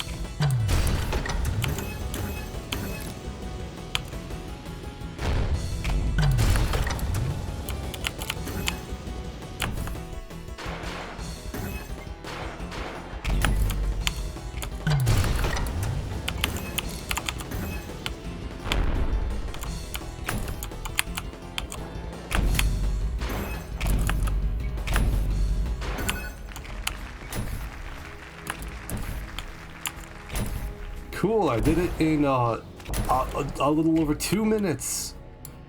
And apparently I can't turn it on again. What was the purpose of the rocket race? Did that unlock anything? Or is that just for the fun?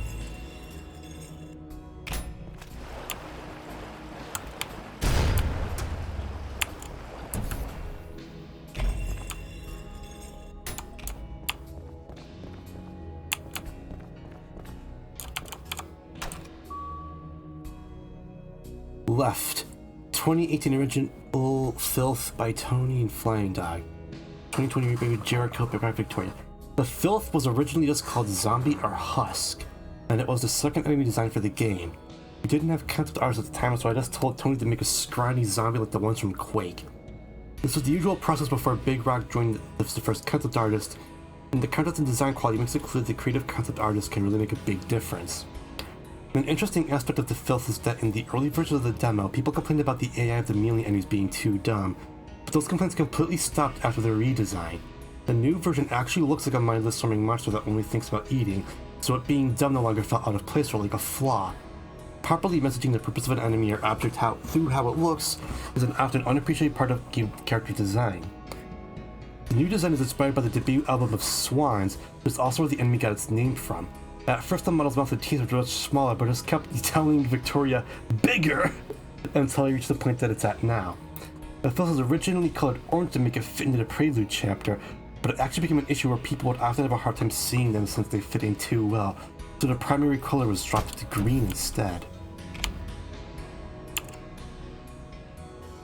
They have completely different designs.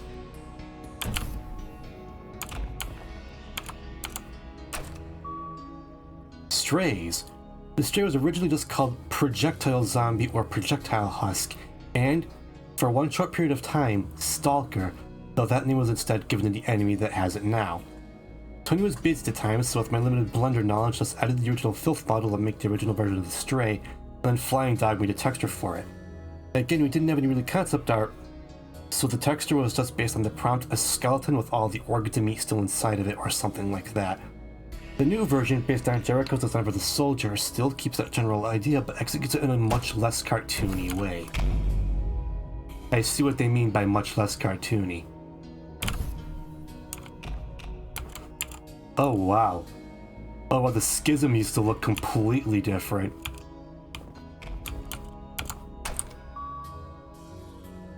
Really enjoyed though. Always happy to stop by whenever you can. It's always a pleasure to have you here, DJ. Thank you for stopping by. I really appreciate it. The Schism, originally just called Super Projectile Zombie, is another edit of the original Filth model. Tony and Flying Duck are both busy around this time, so this model didn't even get a unique texture. It's just the original Filth texture without the orange tint. The new version still uses the same skeleton animations, which means the extra arms just flop around like ragdolls since they have no animation data attached to them. The new designs for the husks were drawn and modeled in a bit of a rush to get them done in time for the prelude facelift we were doing for the new version of the demo after the game got picked up by New Blood, which meant new designs only got one sketch from one angle each. This led to a funny incident where Sam, while making the model, misunderstood the sketch and thought the head was just sticking out really far in front instead of being on the shoulder, which led to the first iteration of the model to look like a xenomorph. That I would like to see. Alright, good night, DJ. Take care of yourself. Oh, you could compare the two malicious faces. I do like the new one much nicer. The malicious face, called Spider in the game files thanks to its transparent spider legs, was actually the first enemy to be designed for the game. Although iconic now, its design was supposed to be quite different originally, as it wanted a more stark and simplified look, but Flying Dog, only modeling as a hobby, had a hard time pulling it off without any concept art to aid him, so we eventually compromised with this version. This was back when I was stupidly ambitious and had no idea what I was doing, so there was a bunch of ideas thrown around that ended up making it in. The mouth was supposed to move and open when firing, but the rig was buggy and we couldn't get it to work. The eyes were also originally separated from the main mesh since they had the idea that it would be cool if you could shoot them out with a revolver for extra damage, or to cause the enemy to become blended and attack indiscriminately. Which sounds really cool in concept, but in execution would not only be too much complexity for an early enemy, but also give them a hard counter that the player would always resort to, which I wanted to avoid to make the game more open to player expression. This was before Doom Eternal came out and had a big focus on weak points and hard counters, which made it a pretty bad fighting, like actually kind of a bad shooter. Another idea I had at one point was for there to be a hole in the back of its head exposing the brain, allowing for nimble players to score big damage. This also never materialized. Me coming up with all these dumb ideas after the model was already done but never committing to them was, very understandably, frustrating to Flying Dog.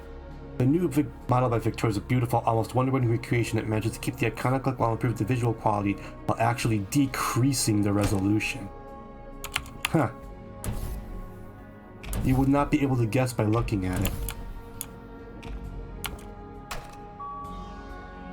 Swords Machine was the first enemy designed by a concept artist, and the difference really shows. Big Rock's wonderful, blame-inspired design was rich with implied character that later became explicit when I wrote the data entry for it. The original model made by Tony and textured by Flying Dog, but fortunately lost a lot of the nuances the original design had, but it fit the visual style of the game at the time, and we were all amateurs that didn't know how to do any better. But Victoria has since then remade the model based on Big Rock's original concept art and perfectly translated to 3D.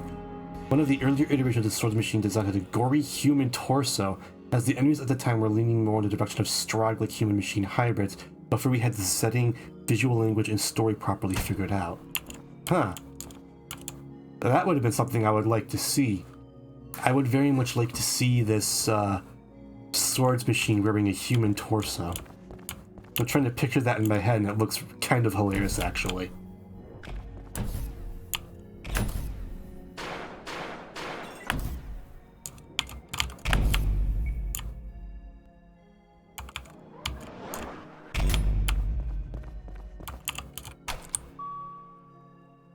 Black hole cannon. Primary fire launch a black hole. Secondary fire activate a launched black hole. A cut super weapon that was intended to work via a meter that got filled by killing enemies. It was made around early 2019, shortly after the addition of the shotgun, with the intent of it being introduced much later in the game. The player would have the choice of using their kill meter for a temporary buff a la Devil Trigger from Devil May Cry, or a shot with the black hole cannon. The meter was scrapped due to these kinds of mechanics, often leading to issues with warding and balancing, since the characters can't be balanced around whether or not the player has meter, leading to battles being either too easy with meter or too hard without it. Instead, the Devil Trigger buff mode idea was turned into the dual wield power-up, which avoids that issue since the level designer controls when the player has access to it, and the black hole cannon's role became filled with the rail cannon, a lower commitment super weapon that's weak enough to not become an ace in the sleeve crutch for players to skip tricky encounters with, and usable often enough that the player doesn't feel the need to hoard it. Although the black hole cannon was incredibly powerful when it was originally made, since the only enemies in the game were the basic husks, the game has grown far more chaotic and explosive since then, making it quite weak in comparison. I've kept its original power level for this museum version for the sake of an accurate portrayal, so if it seems weak, that's because it was just made for killing filth strays and schisms. The black hole cannon never got a visual design or model, hence why it's represented by a stretched out shotgun. This led to many people thinking it was supposed to be a shotgun variation, but that was never the intent. Yo!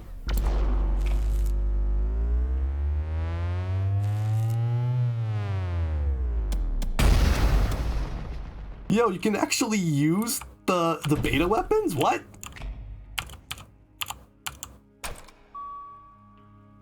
Beam cutter. Hold to fire beam. Secondary fire. Let's remove beam drone. A sixth weapon which is cut early into its creation due to running into many design issues and to avoid arsenal bloat and weapon roll overlap. Based on the lightning gun archetype, it fires a sustained beam that requires the player to track their target to deal continuous damage.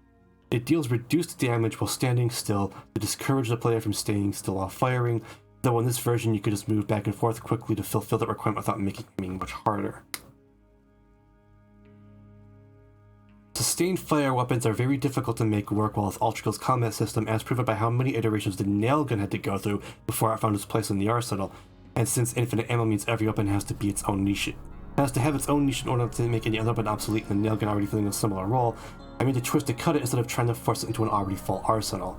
The front of the weapon was supposed to spin when the beam was being fired, but this whip model has no rigging. No sounds were implemented yet either, so it makes him quite weak in terms of feedback in comparison to finished weapons. While I do like the weapon concept, I do not think it was the right call to cut it. I prefer a smaller arsenal where every weapon is distinct and useful over a larger arsenal where some of them become obsolete with the introduction of others.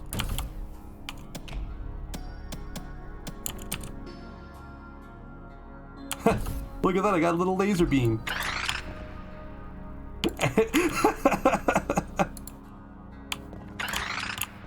Go, little laser drone buddy. Oh, I like that you can actually use the prototype weapons. That's neat.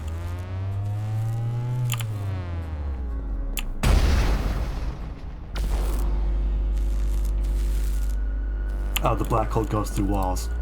Fantastic.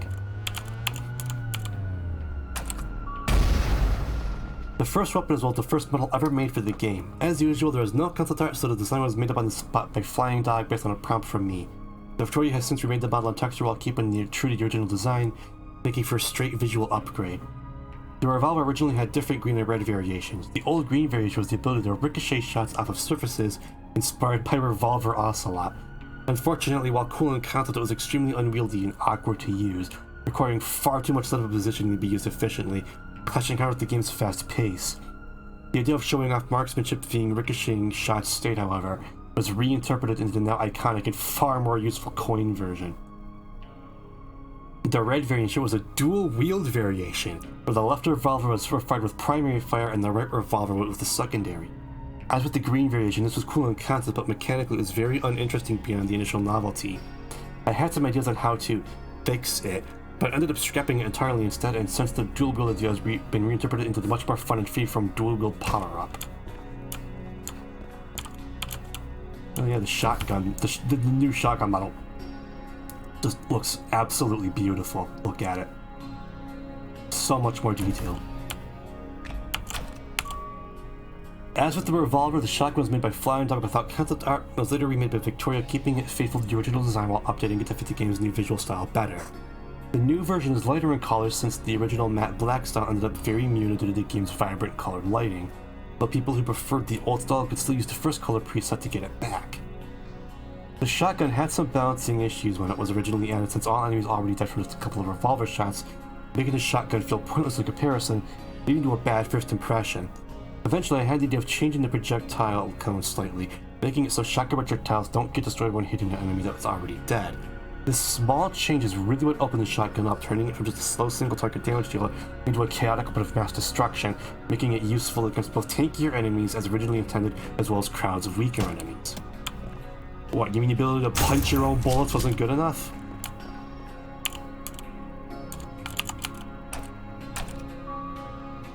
The first weapon to be based on concept art drawn and designed by Jericho, as well as Flying Dog's final contribution to the game. The rougher, simple original model still fit the visual style at the time, but since the graphics have improved, making it stick out like a sore thumb, which was one of the many primary reasons we wanted to redo the old weapons bundles alongside the custom color system. The nail gun is probably the weapon that had to go through the most iteration before it was finally found its place in the arsenal. In fact, it wasn't until the Sandbox update in summer 2021 that it finally really clicked in, meaning it took 2 years of constant tinkering and iteration to make the automatic weapon fit in the Ultra Kill arsenal. The biggest change was the change from infinite ammo to recharging ammo, giving players more reason to switch away from it after a bit of use, but the charge that finally really made it click was speeding up the equip animation, which made switching to it in combat much smoother, making it feel like an organic part of weapon combos. Some scrapped ideas and versions include a high damage slow recharge harpoon, and a version that allowed for firing both barrels simultaneously, increasing the rate of fire at the cost of the player's movement speed. The former eventually evolved into the magnet, and the latter into the overheat, so despite how much things have changed, parts of their original still remain. And I don't even use the vanilla nail gun anymore. I always stick exclusively to the saw blade. Omax! Hey, welcome. Unfortunately, you missed my failed attempt at Prime Sanctum 2 earlier. Got chat but no sound. In 20, you'll have sound but no chat because fuck me, apparently. Can somebody please let Omex know that he'll have to watch the VOD to see my first attempt at P2?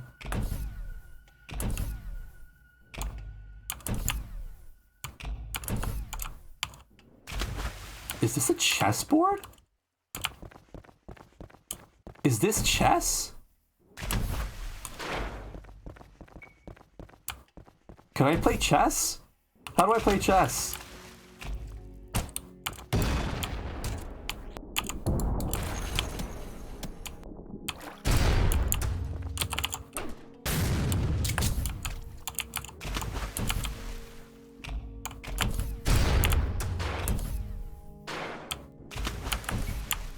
You can't play chess.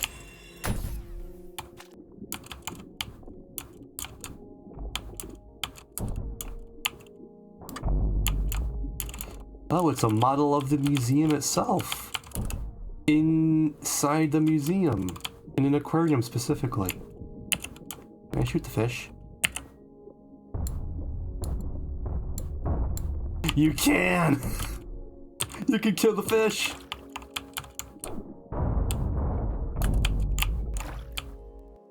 I don't know why that makes me happy. It shouldn't. That's terrible, but... hooray, I guess.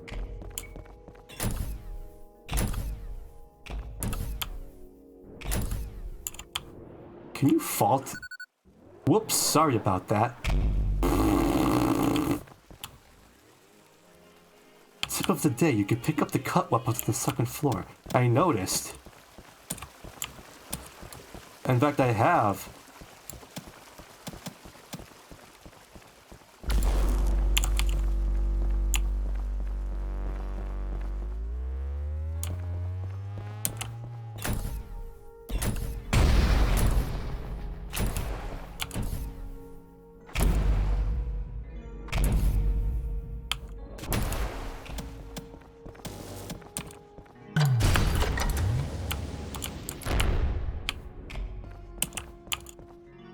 this is cool! This little Zen garden with Cerberus apples for the fruit. Oh, that's smart. Can you shoot them? I was hoping they would blow up like Cerberus apples if you shot them. What the hell is over there?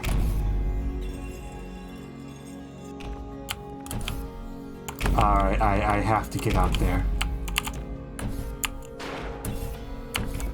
I can't because there's glass in the way.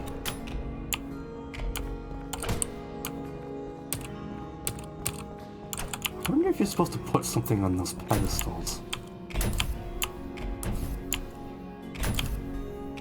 Hang on, I need to go get some dolls.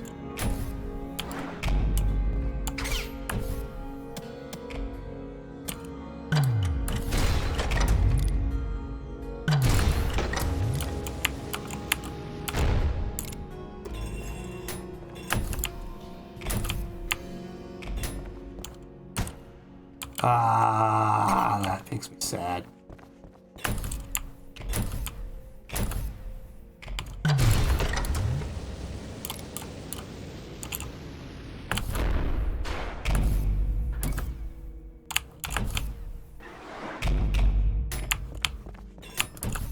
But I do want to go see what was up with those Vaporwave malicious faces.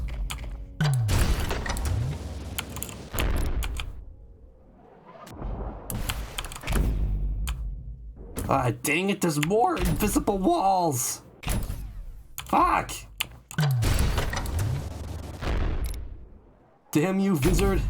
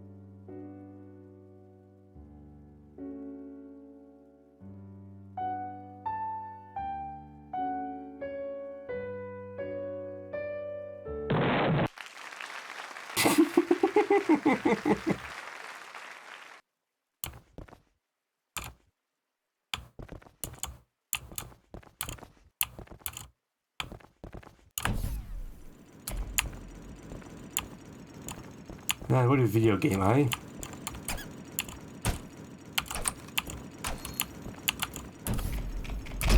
Oh, and there's the aquarium that I was in earlier.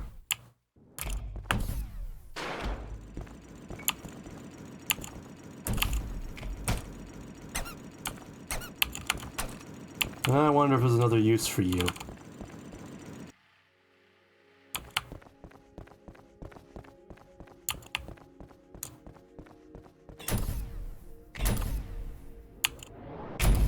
Man, watching like that's Hakita originally uploaded that video to YouTube a little while before this update dropped, and every time I watch it, I always get a little like wistful. This is a fucking incredible game, man.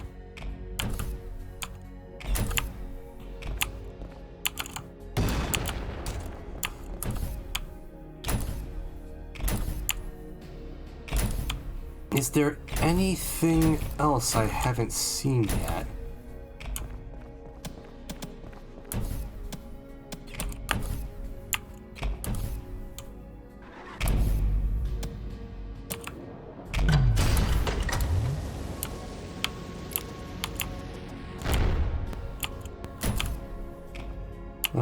Let's go look at the map again.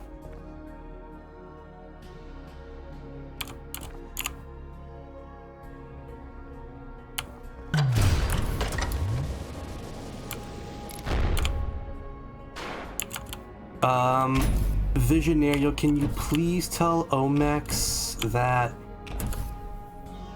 one of the game's, like, most experienced modders was paid to make this map? What? Cat?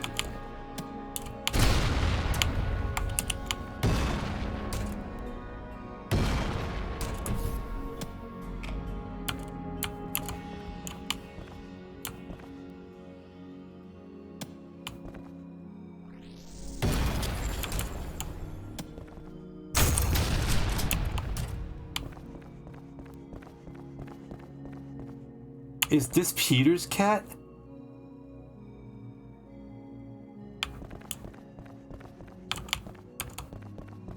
Do I just have a cat following me now? I think that's Peter's cat. Keter.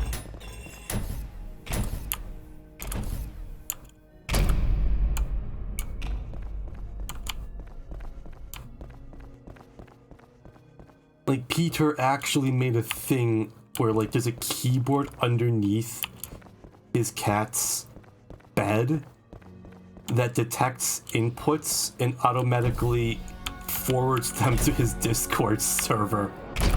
It's actually super rad.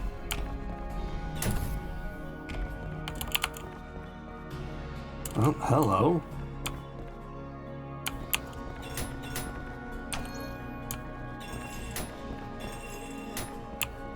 Oh, I found actual bathrooms.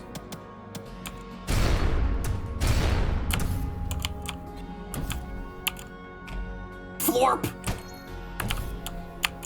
I need to get rid of my skull.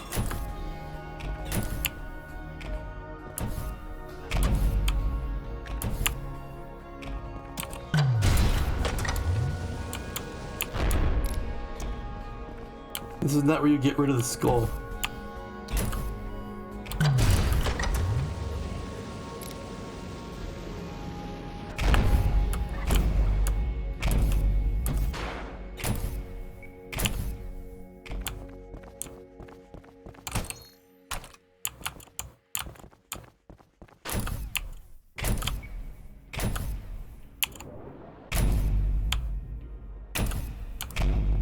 Come, Keter.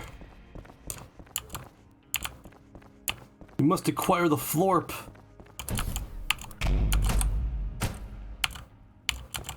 I can't pick up the florp.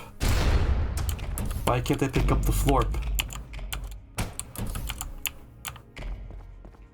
What must I do to pick up the florp, Keeter?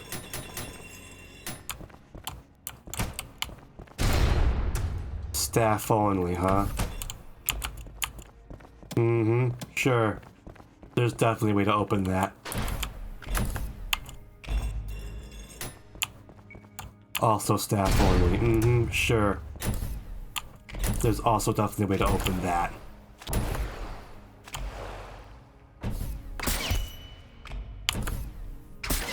I love how you can whiplash the cat.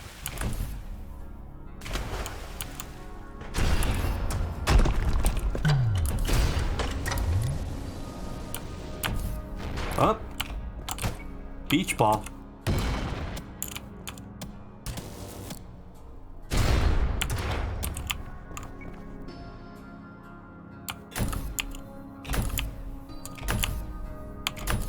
Anything else up here, or is it just the beach ball? I think it was just the beach ball.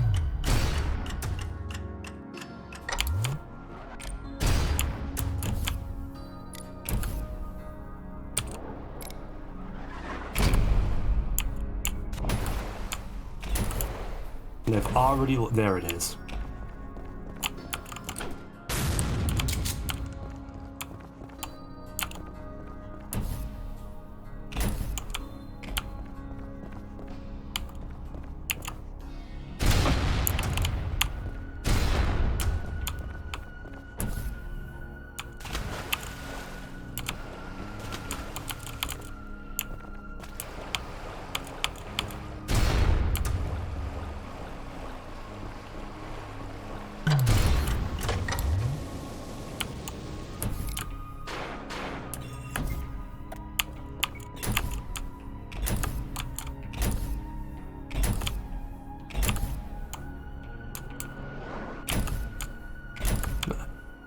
I'm all but completely certain that there's still more secrets.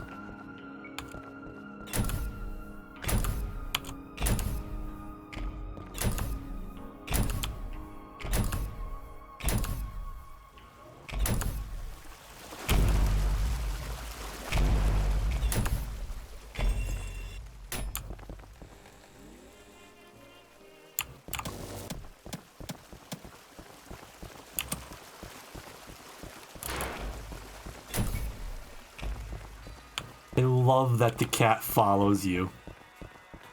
That's such a nice detail.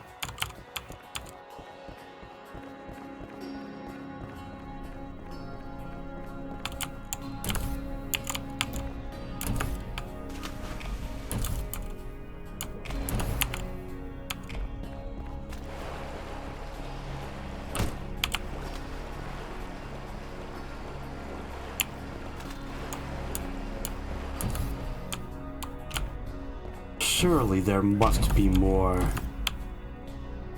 secrets than just like the rocket race and the beach ball and the cat.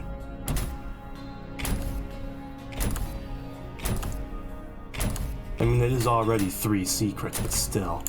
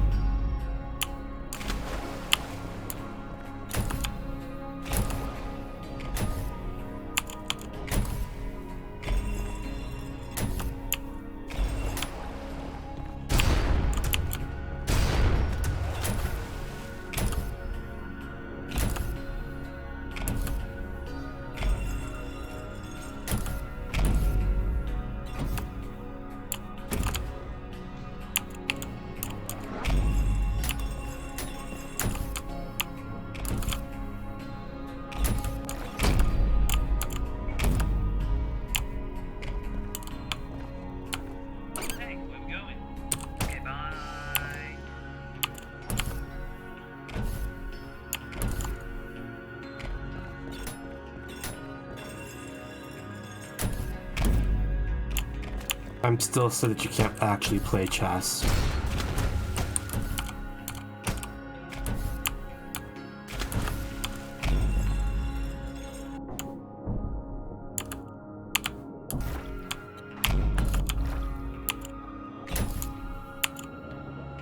What I want to know is if you can see anything unique by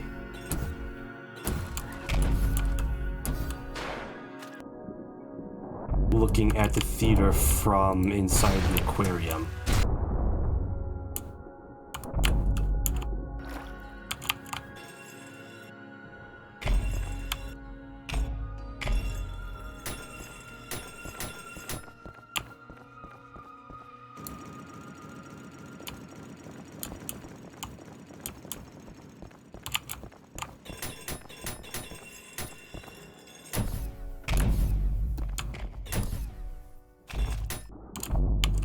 Nope, but you can watch it in mirror mode.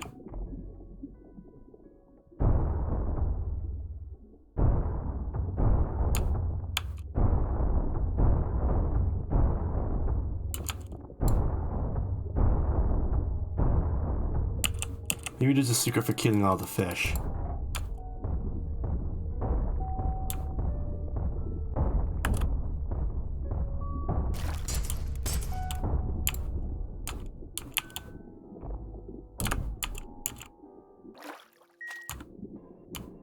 Or maybe I'm trying too hard.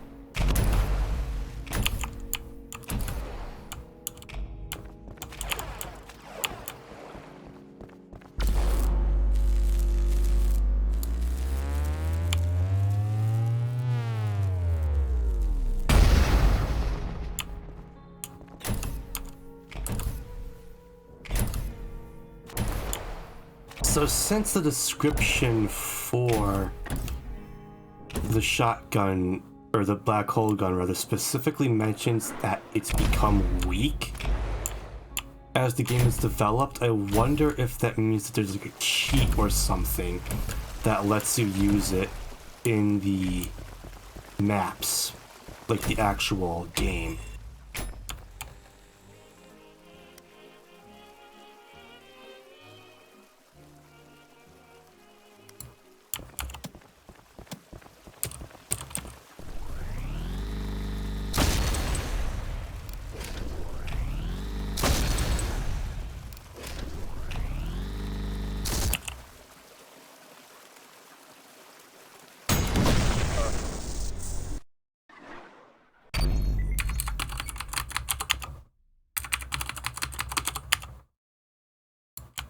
Well, let's turn on cheats so that we can no-clip our way through some of these doors into obviously secret areas.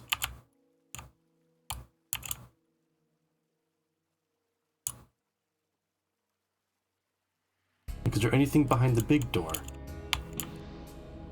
No, surprisingly. Anything behind the staff-only door? No. Yes? No. Okay, what about in the bathroom? No. It's just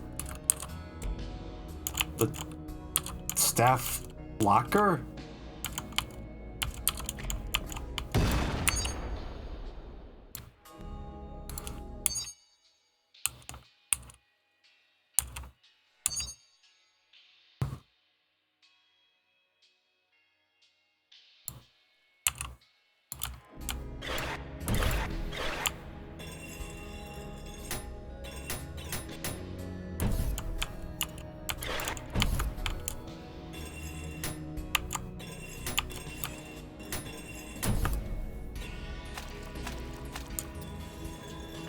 wonder if I can spin the cat.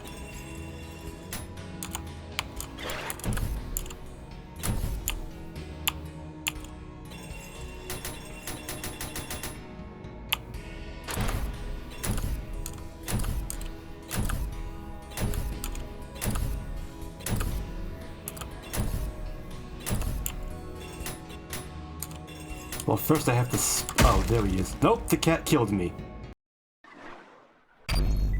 Cool.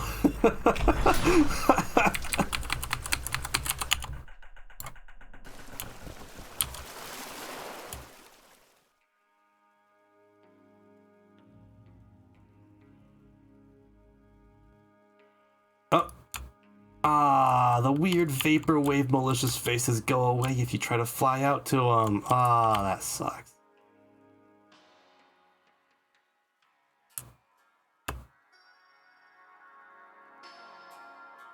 Alright, there's definitely something out there.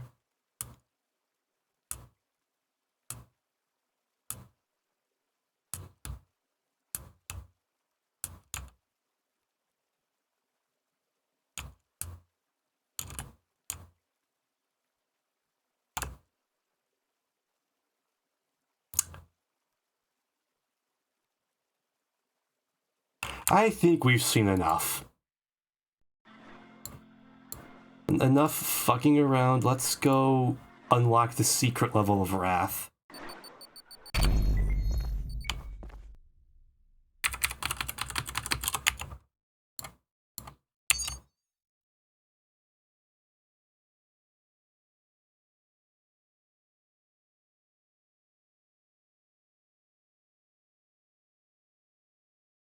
I'm not seeing a cheat for unlocking the secret weapons. Interesting. Maybe you have to unlock it.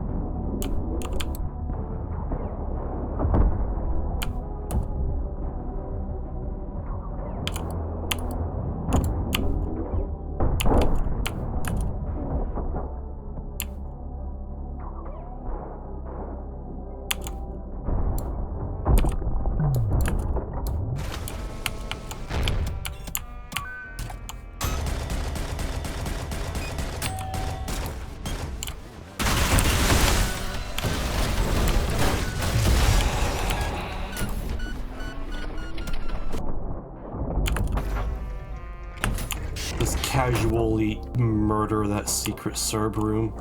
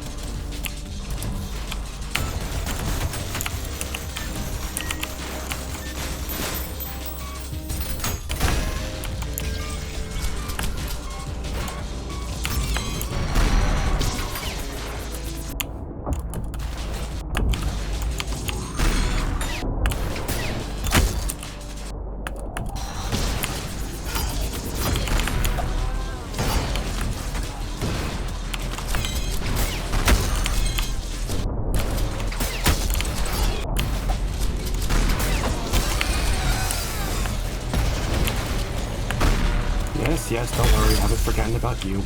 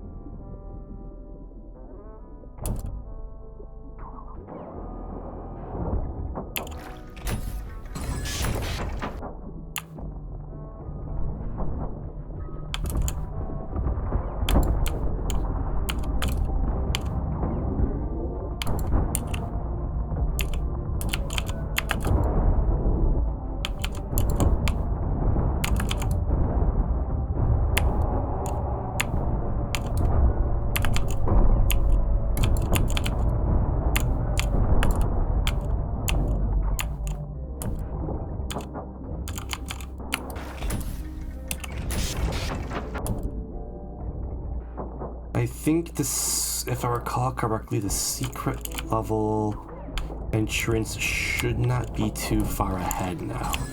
In fact, it's pretty much right here.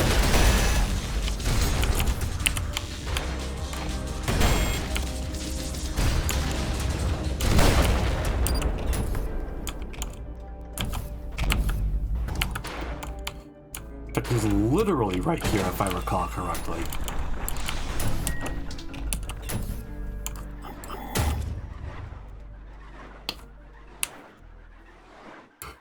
All right. Surprise me, Hakita. I have no weapons. Is this gonna be...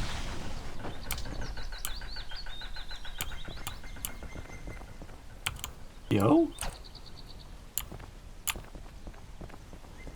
Yo?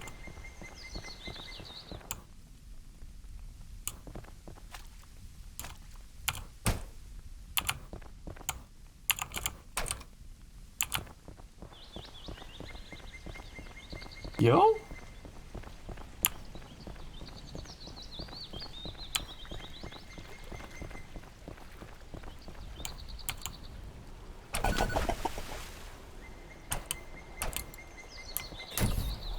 Yo?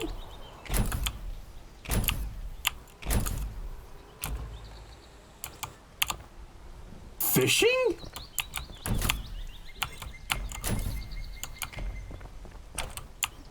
You're yanking my chain right now.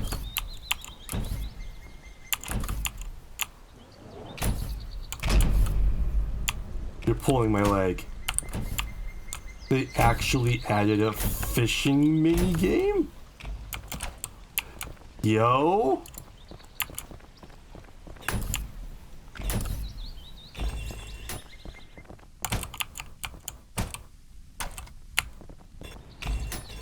Bro?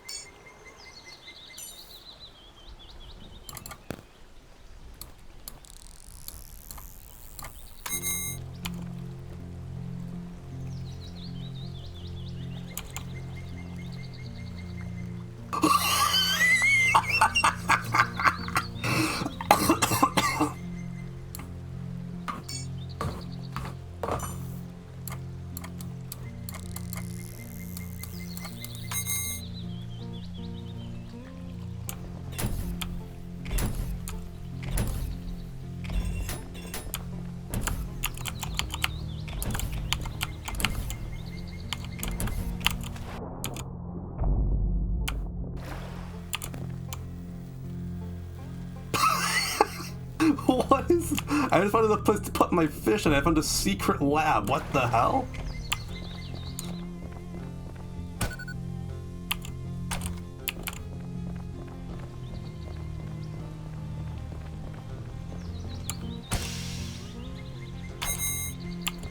Yeah! Yeah, boy!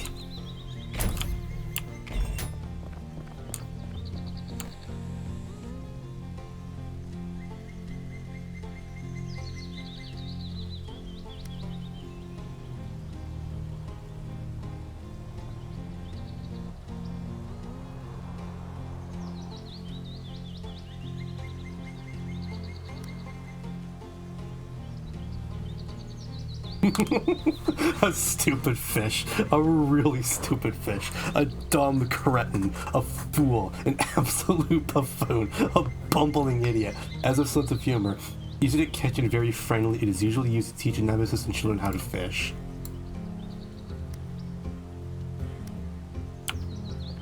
Alright, where do I put my sweet catch?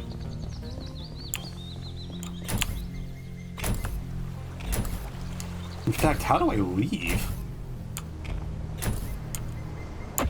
Not by jumping in the ocean, that's for sure.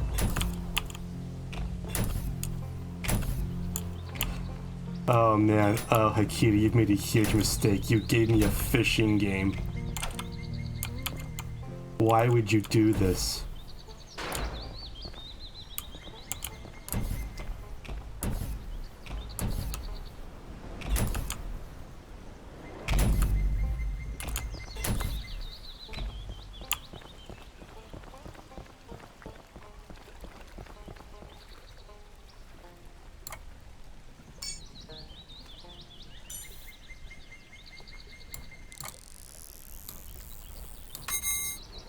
I caught another trout.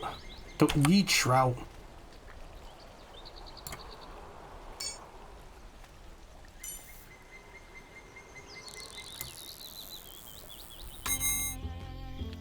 I caught a funny, stupid fish.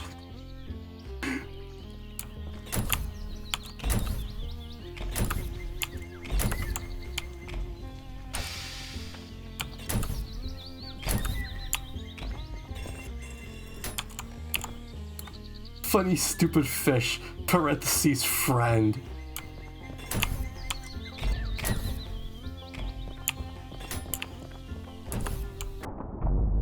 Alright, what's going on in here? Still searching. No contact from the agency in 216 days. I should return to HQ, but I can't. Not yet. I have to know. It's there somewhere. I have to see. I have to know. I have to see. I have to know. I have to see. I have to know. I have to see. I have to know. I have to see. I have to know. I have to see. I have to know. I have to see. I have to know. Size 2.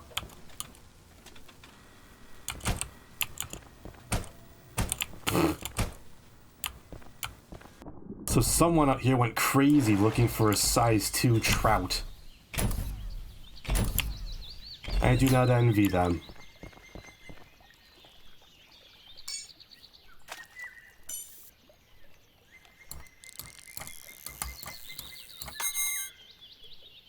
I caught another funny fish, friend.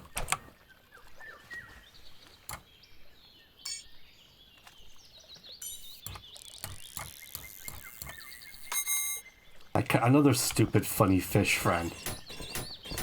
Funny stupid fish. Clearly the only solution is to start fishing in the river.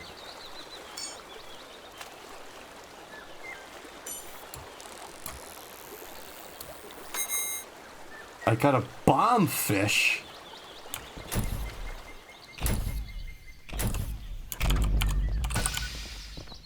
Cooking failed. That's a shame.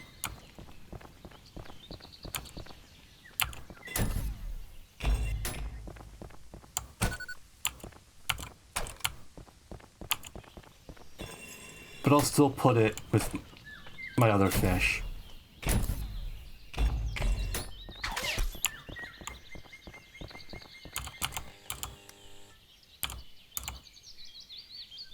An extreme kind of fish, most often found in flowing water, as stillness would be boring and inadequate for stimulation. It is a self-defense mechanism that can cause bodily injury to unaware fishers.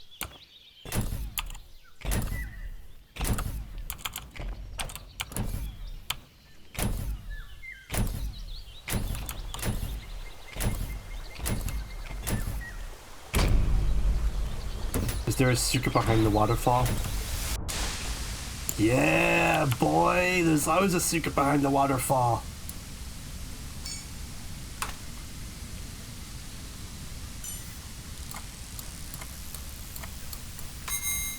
I caught a chomper. Oh wow, that thing looks horribly evil. Oh, I hate it. Get it out of here.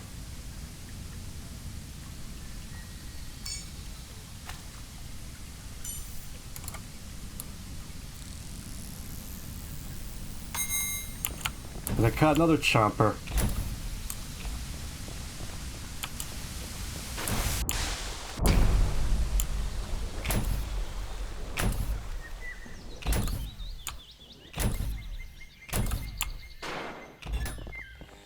What does the fish OP have to say about this thing?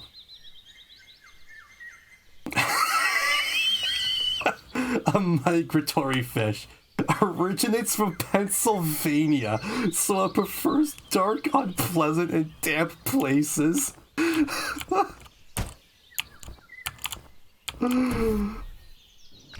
Oh, wow.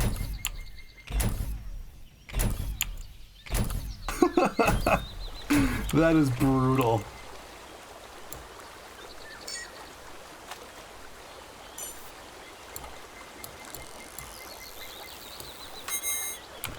Maybe I can use this bombfish to blow up those cracked rocks over there.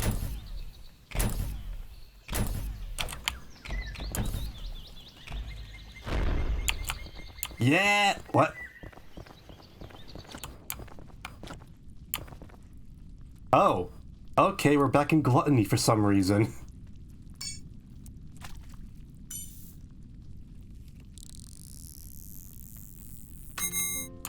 I cut an eyeball!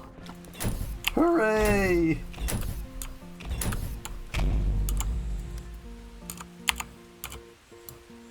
A common fish requires blood to survive. Improves eyesight. Can I cook it? Nope.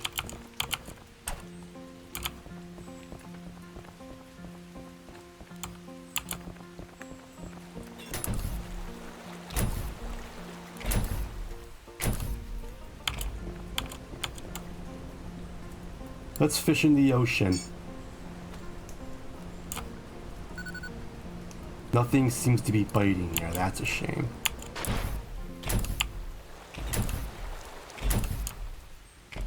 Can I fish in the well?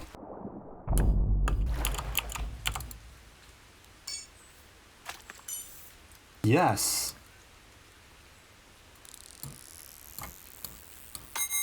It's a dope fish! Hell yeah!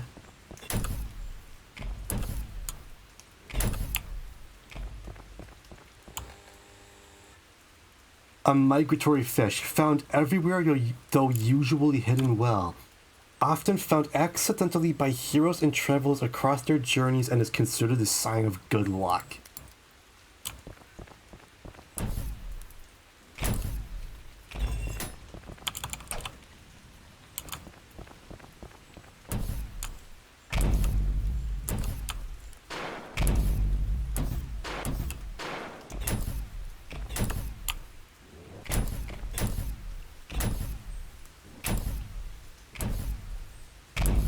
Huh. So there was a secret body of water up here.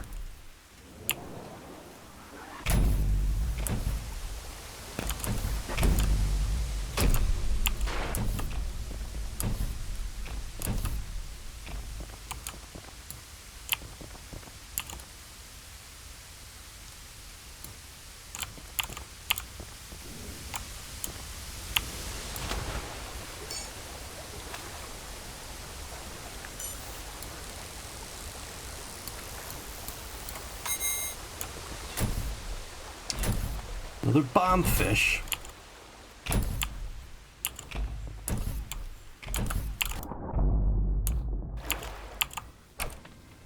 Let me just try blowing up the lab. Nothing. Shame.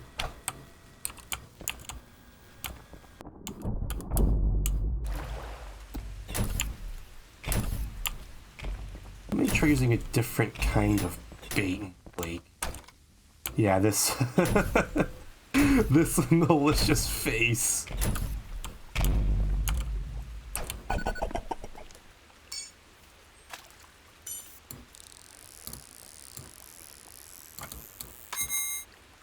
I got a peterfish.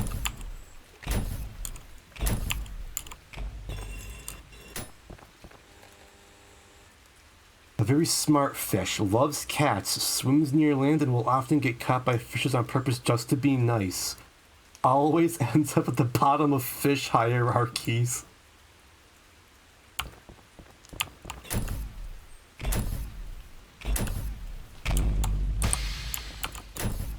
Alright, can you use the bait in the other bodies of water?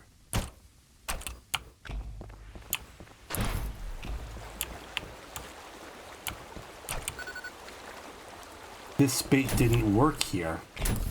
Alright, will the malicious face bait work here?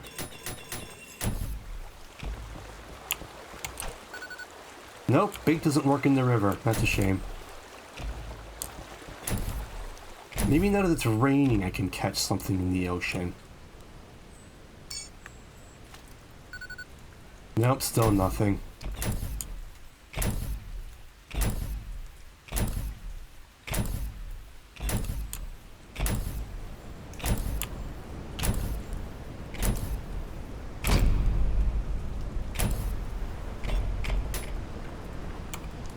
Oh, a note in the bottle.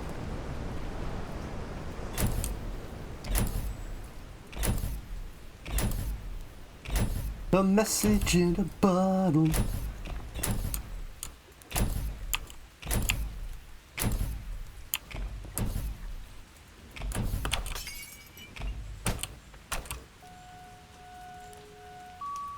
If you can read this, please help. I've been stranded on an island off the shore for weeks now and I'm running out of supplies. I was drawn to ride the waves in hopes of finding the legendary size 2 fish. I have combed every inch of land and lake with no avail. I have deduced they must exist far out at sea, so I set sail with a month's worth of cooked fish, but the waves sank my ship before I could find anything. You are my last hope. Set sail towards the Big Dipper, you will find me on an island there. Bring me more fish and then leave so I may continue my search. The size 2 fish is mine. So that's what happened to our well dweller over here. Well, I'll just put that on the I'll clip it through the floor inside the secret base. Okay. Cool. So I have to find a way to go out to sea so that I can catch this size 2 fish.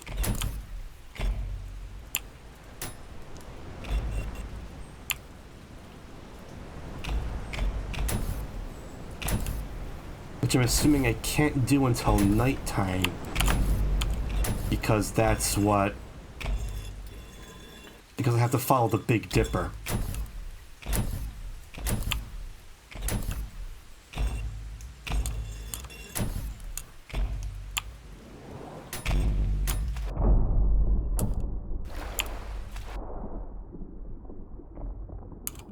Oh, it's one of the fish I caught earlier. Why is it still... You know what?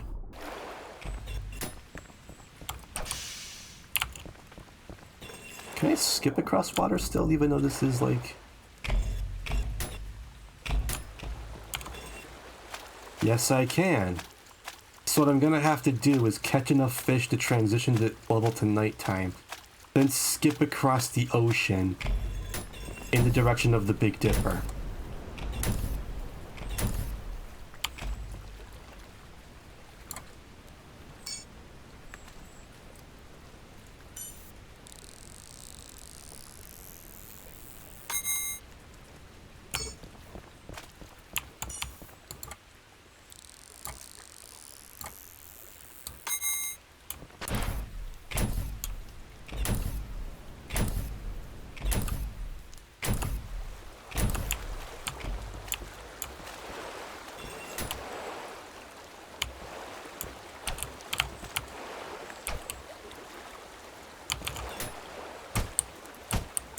What is happening here?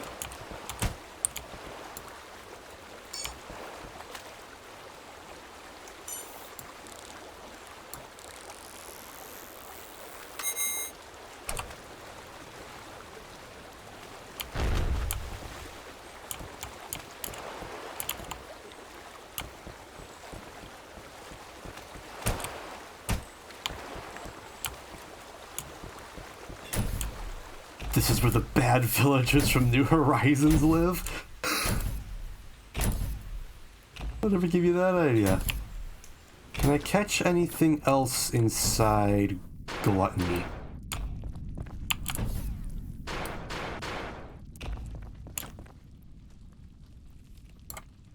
Or will it just be eyeballs? I think it'll just be eyeballs. Well, maybe I should get some bait.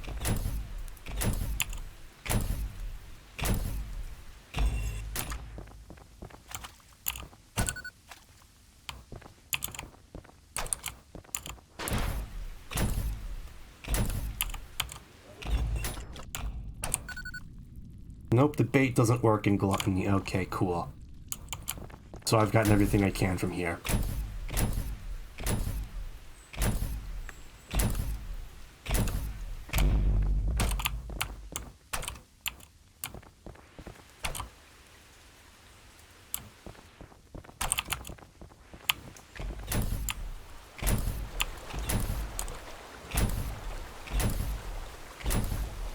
Can I use bait behind the waterfall?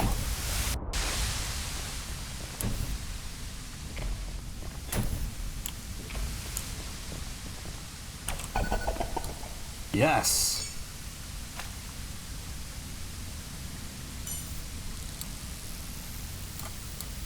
And all it did was get me another chomper.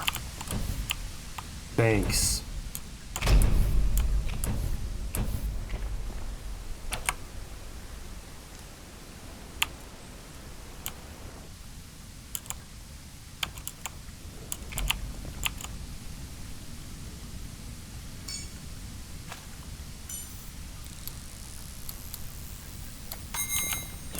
Yeah, I'm guessing that all of these off to the side bodies of water only have the one fish type in them.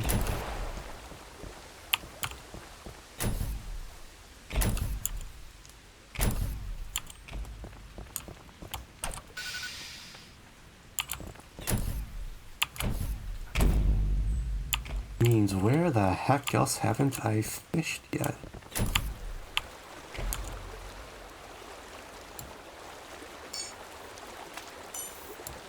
Yeah, because fishing in the stream always gets me a bomb.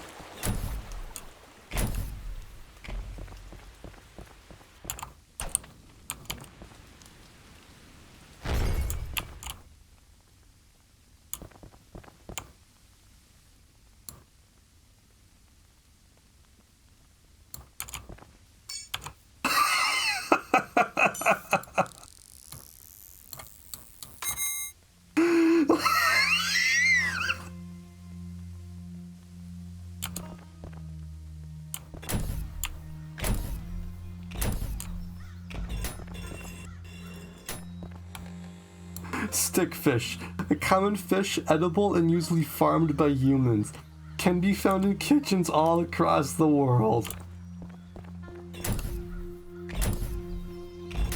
Oh, this fucking game.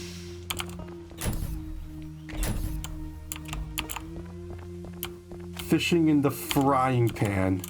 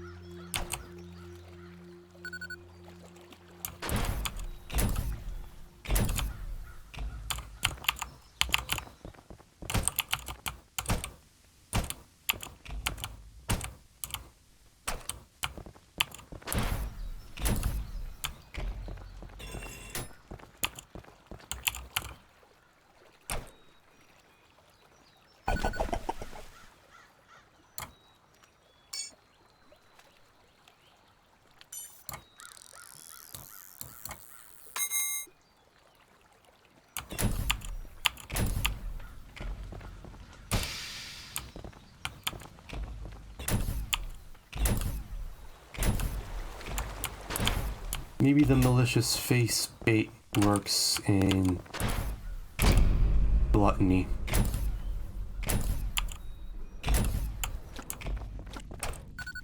No, it does not.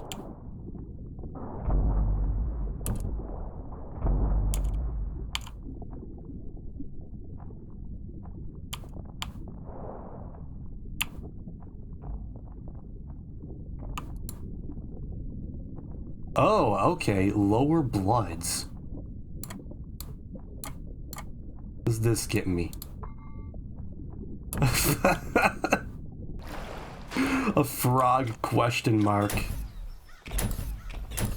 You are immediately going in the fire.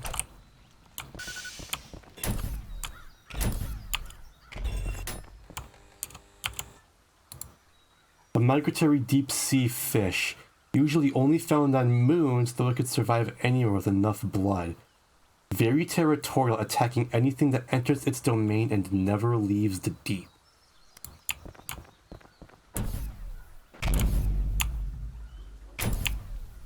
Well, now I have to go sink to the bottom of the cave pool.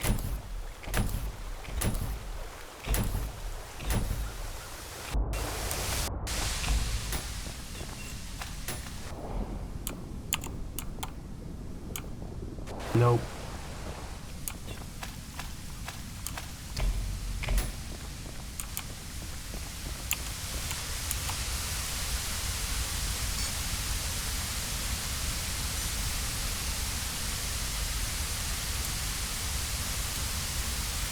And you really can't fish the waterfall, huh?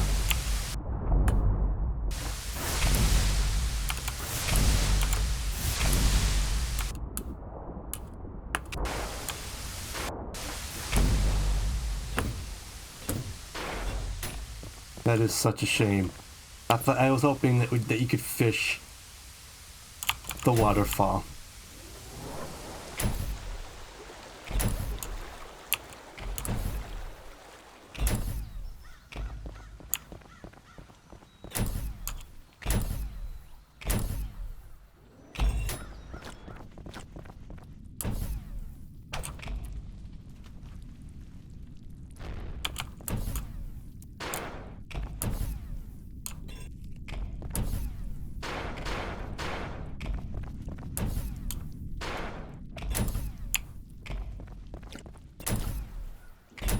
Man, where else should I look?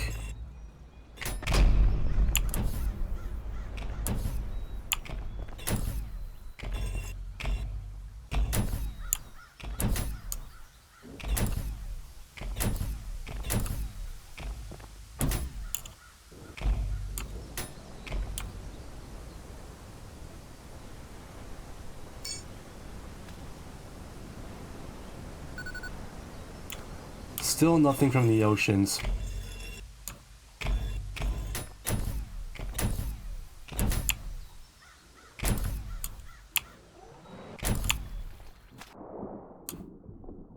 there like a secret underneath the lake or something?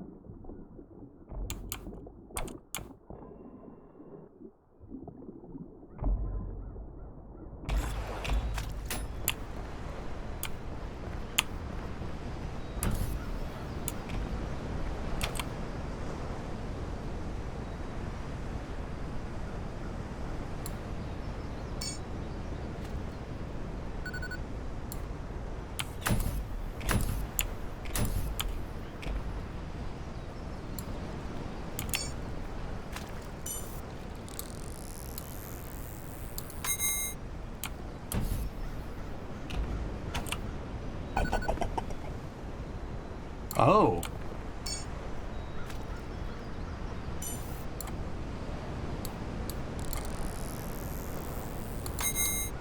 I got a shark.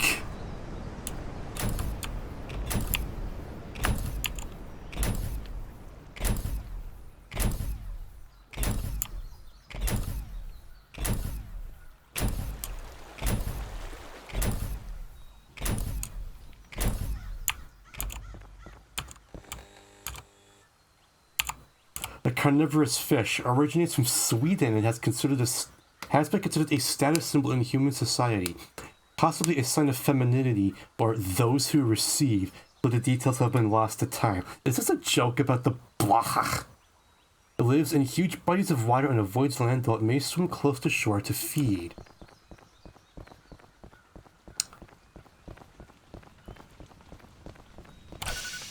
But you can't cook it.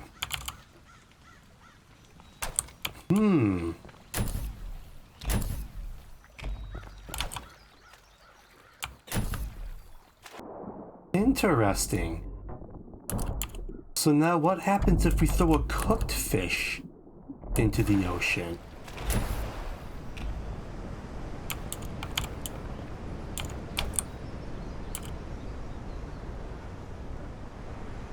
Nothing.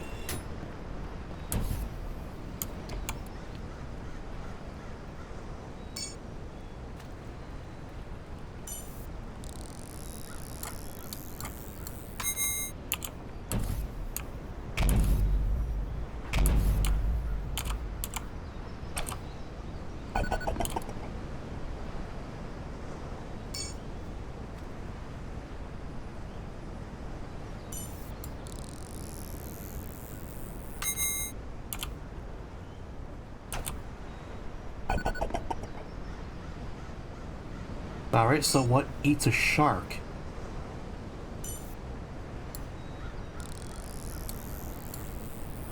Another shark.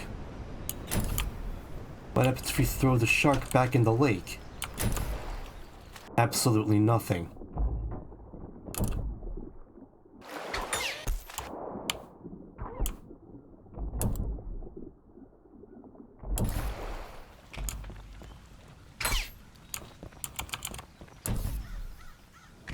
What happens if we put a shark in the well? Absolutely nothing.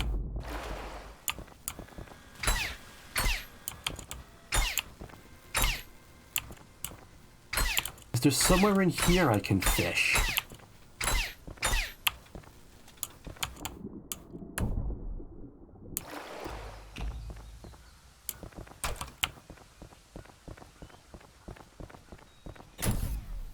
Can I put the shark inside gluttony? Doesn't seem like it.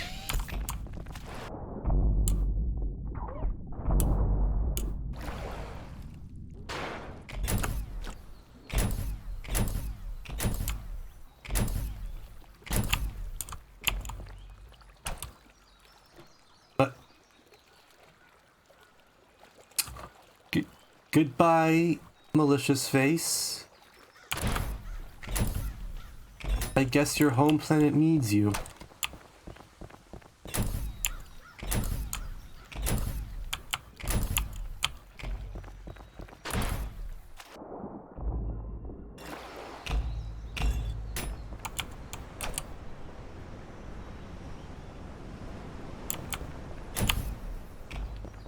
Alright, I have to admit, I am stumped. I do not know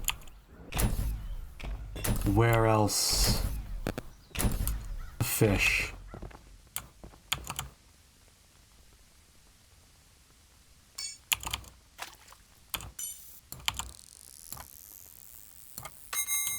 Can I put the stick fish on here? No. Can I cook the stick fish? Also no. What happens if I throw charcoal in the ocean?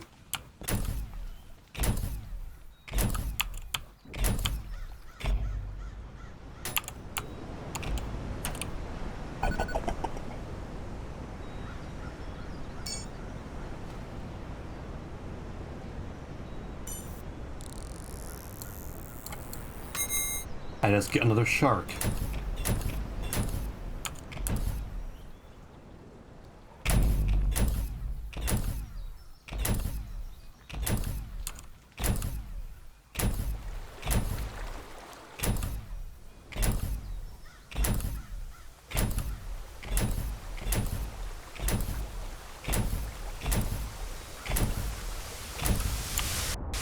Maybe there's more of the cave I just haven't found yet. This is a... No, this is the same. I wish I had a light.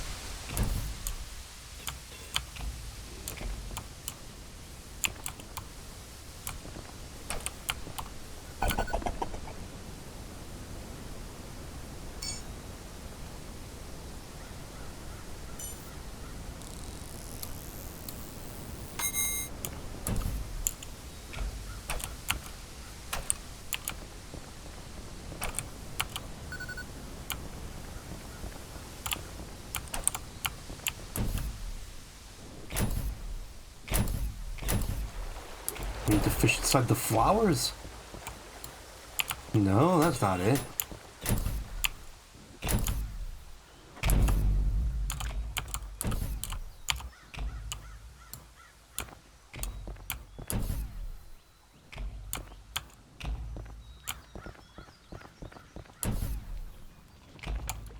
Need to fish inside the fire? No.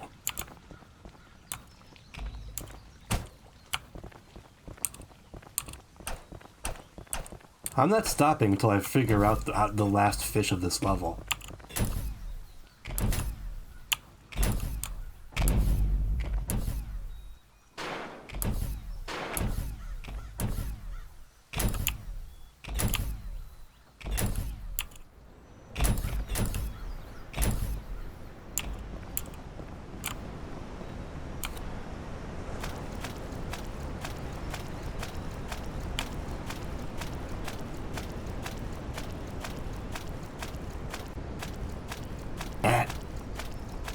Yep, the world just loops if you try to skip across the ocean.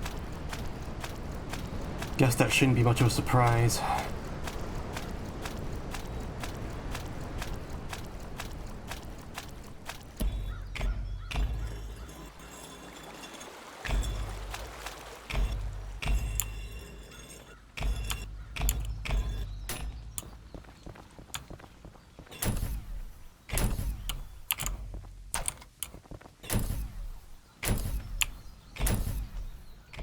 Maybe just a rare deep lake drop?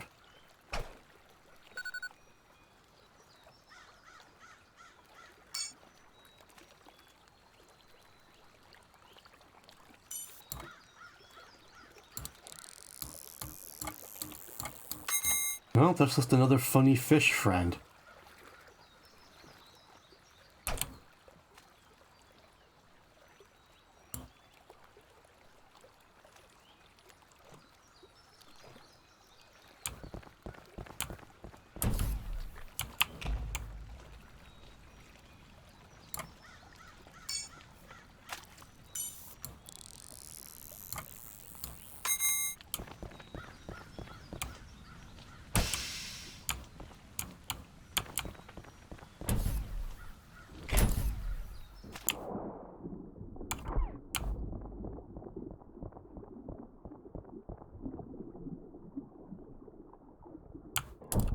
I have to admit, I'm stumped.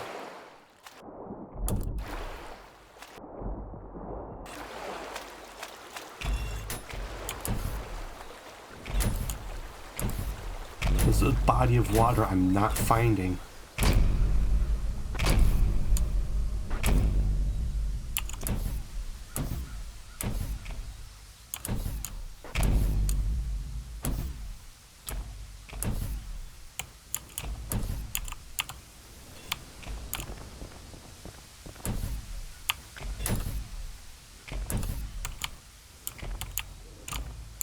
Maybe there's like a fountain or something I'm walking by?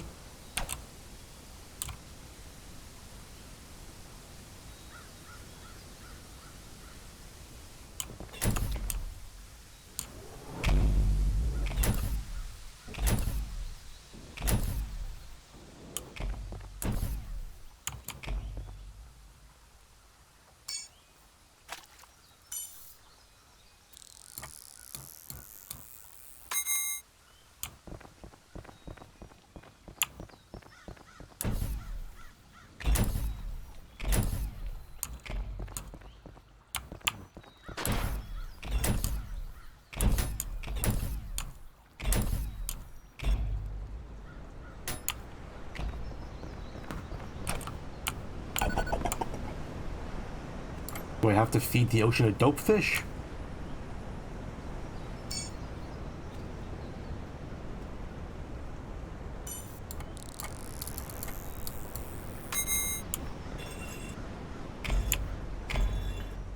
What am I doing? There's a hint system right there.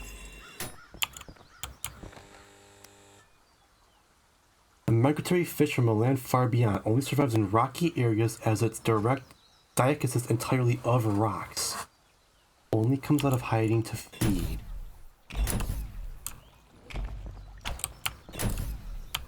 Oh. So that's what we need the malicious face bait for.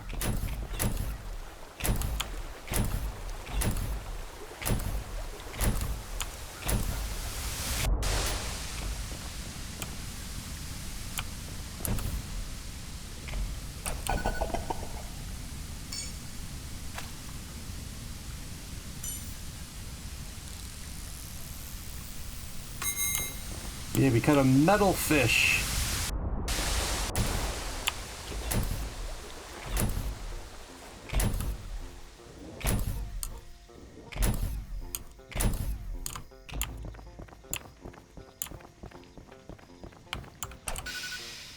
And of course, cooking it fails.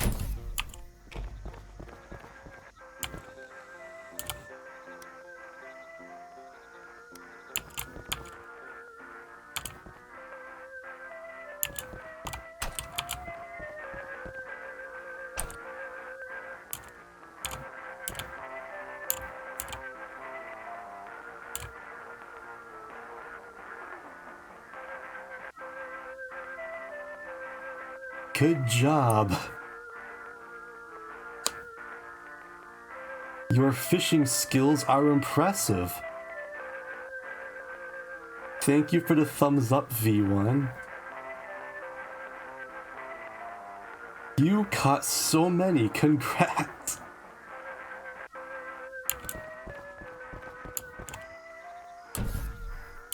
Fish size leaderboard, 1 Peter, 1 Peter. Yeah, because nobody's caught a size 2.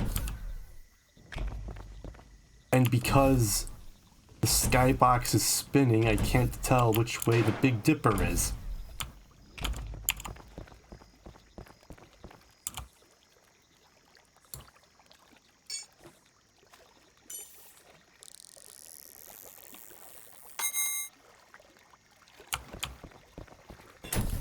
So is the whole joke that every fish is just a size 1?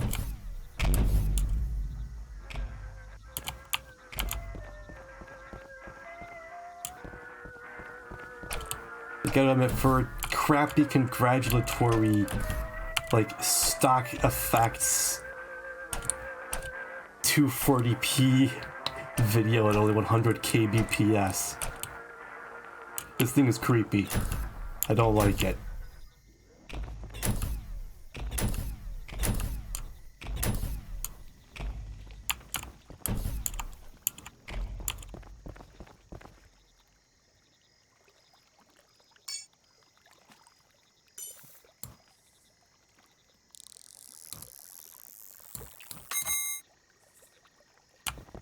Yeah, no. As much as I want to try and solve the secret of the size 2 fish, I have been streaming for over 3.5 hours. Testament 4.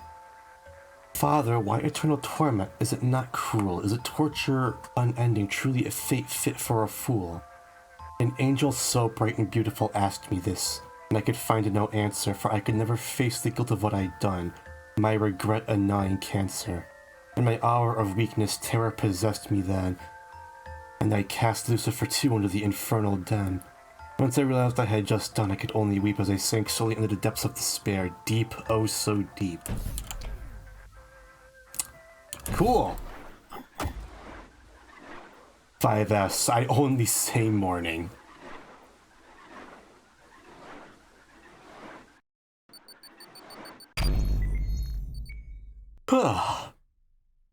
Well, that was a cute little distraction. So, yeah, I'm definitely gonna have to,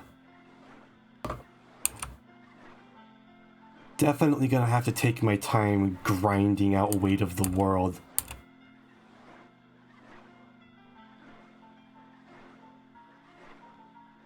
Stream. It is time for us to raid Kazuto.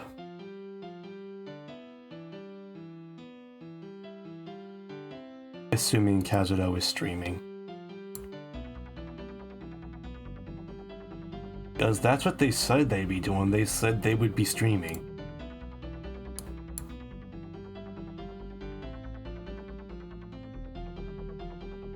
Yep, sure enough.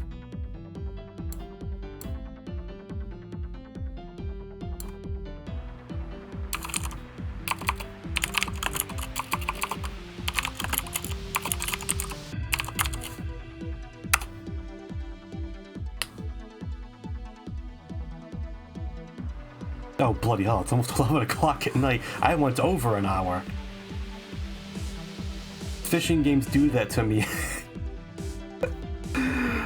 Oh man, next time I stream, I'm definitely streaming Sega Marine Fishing for the Dreamcast. That's gonna be a riot.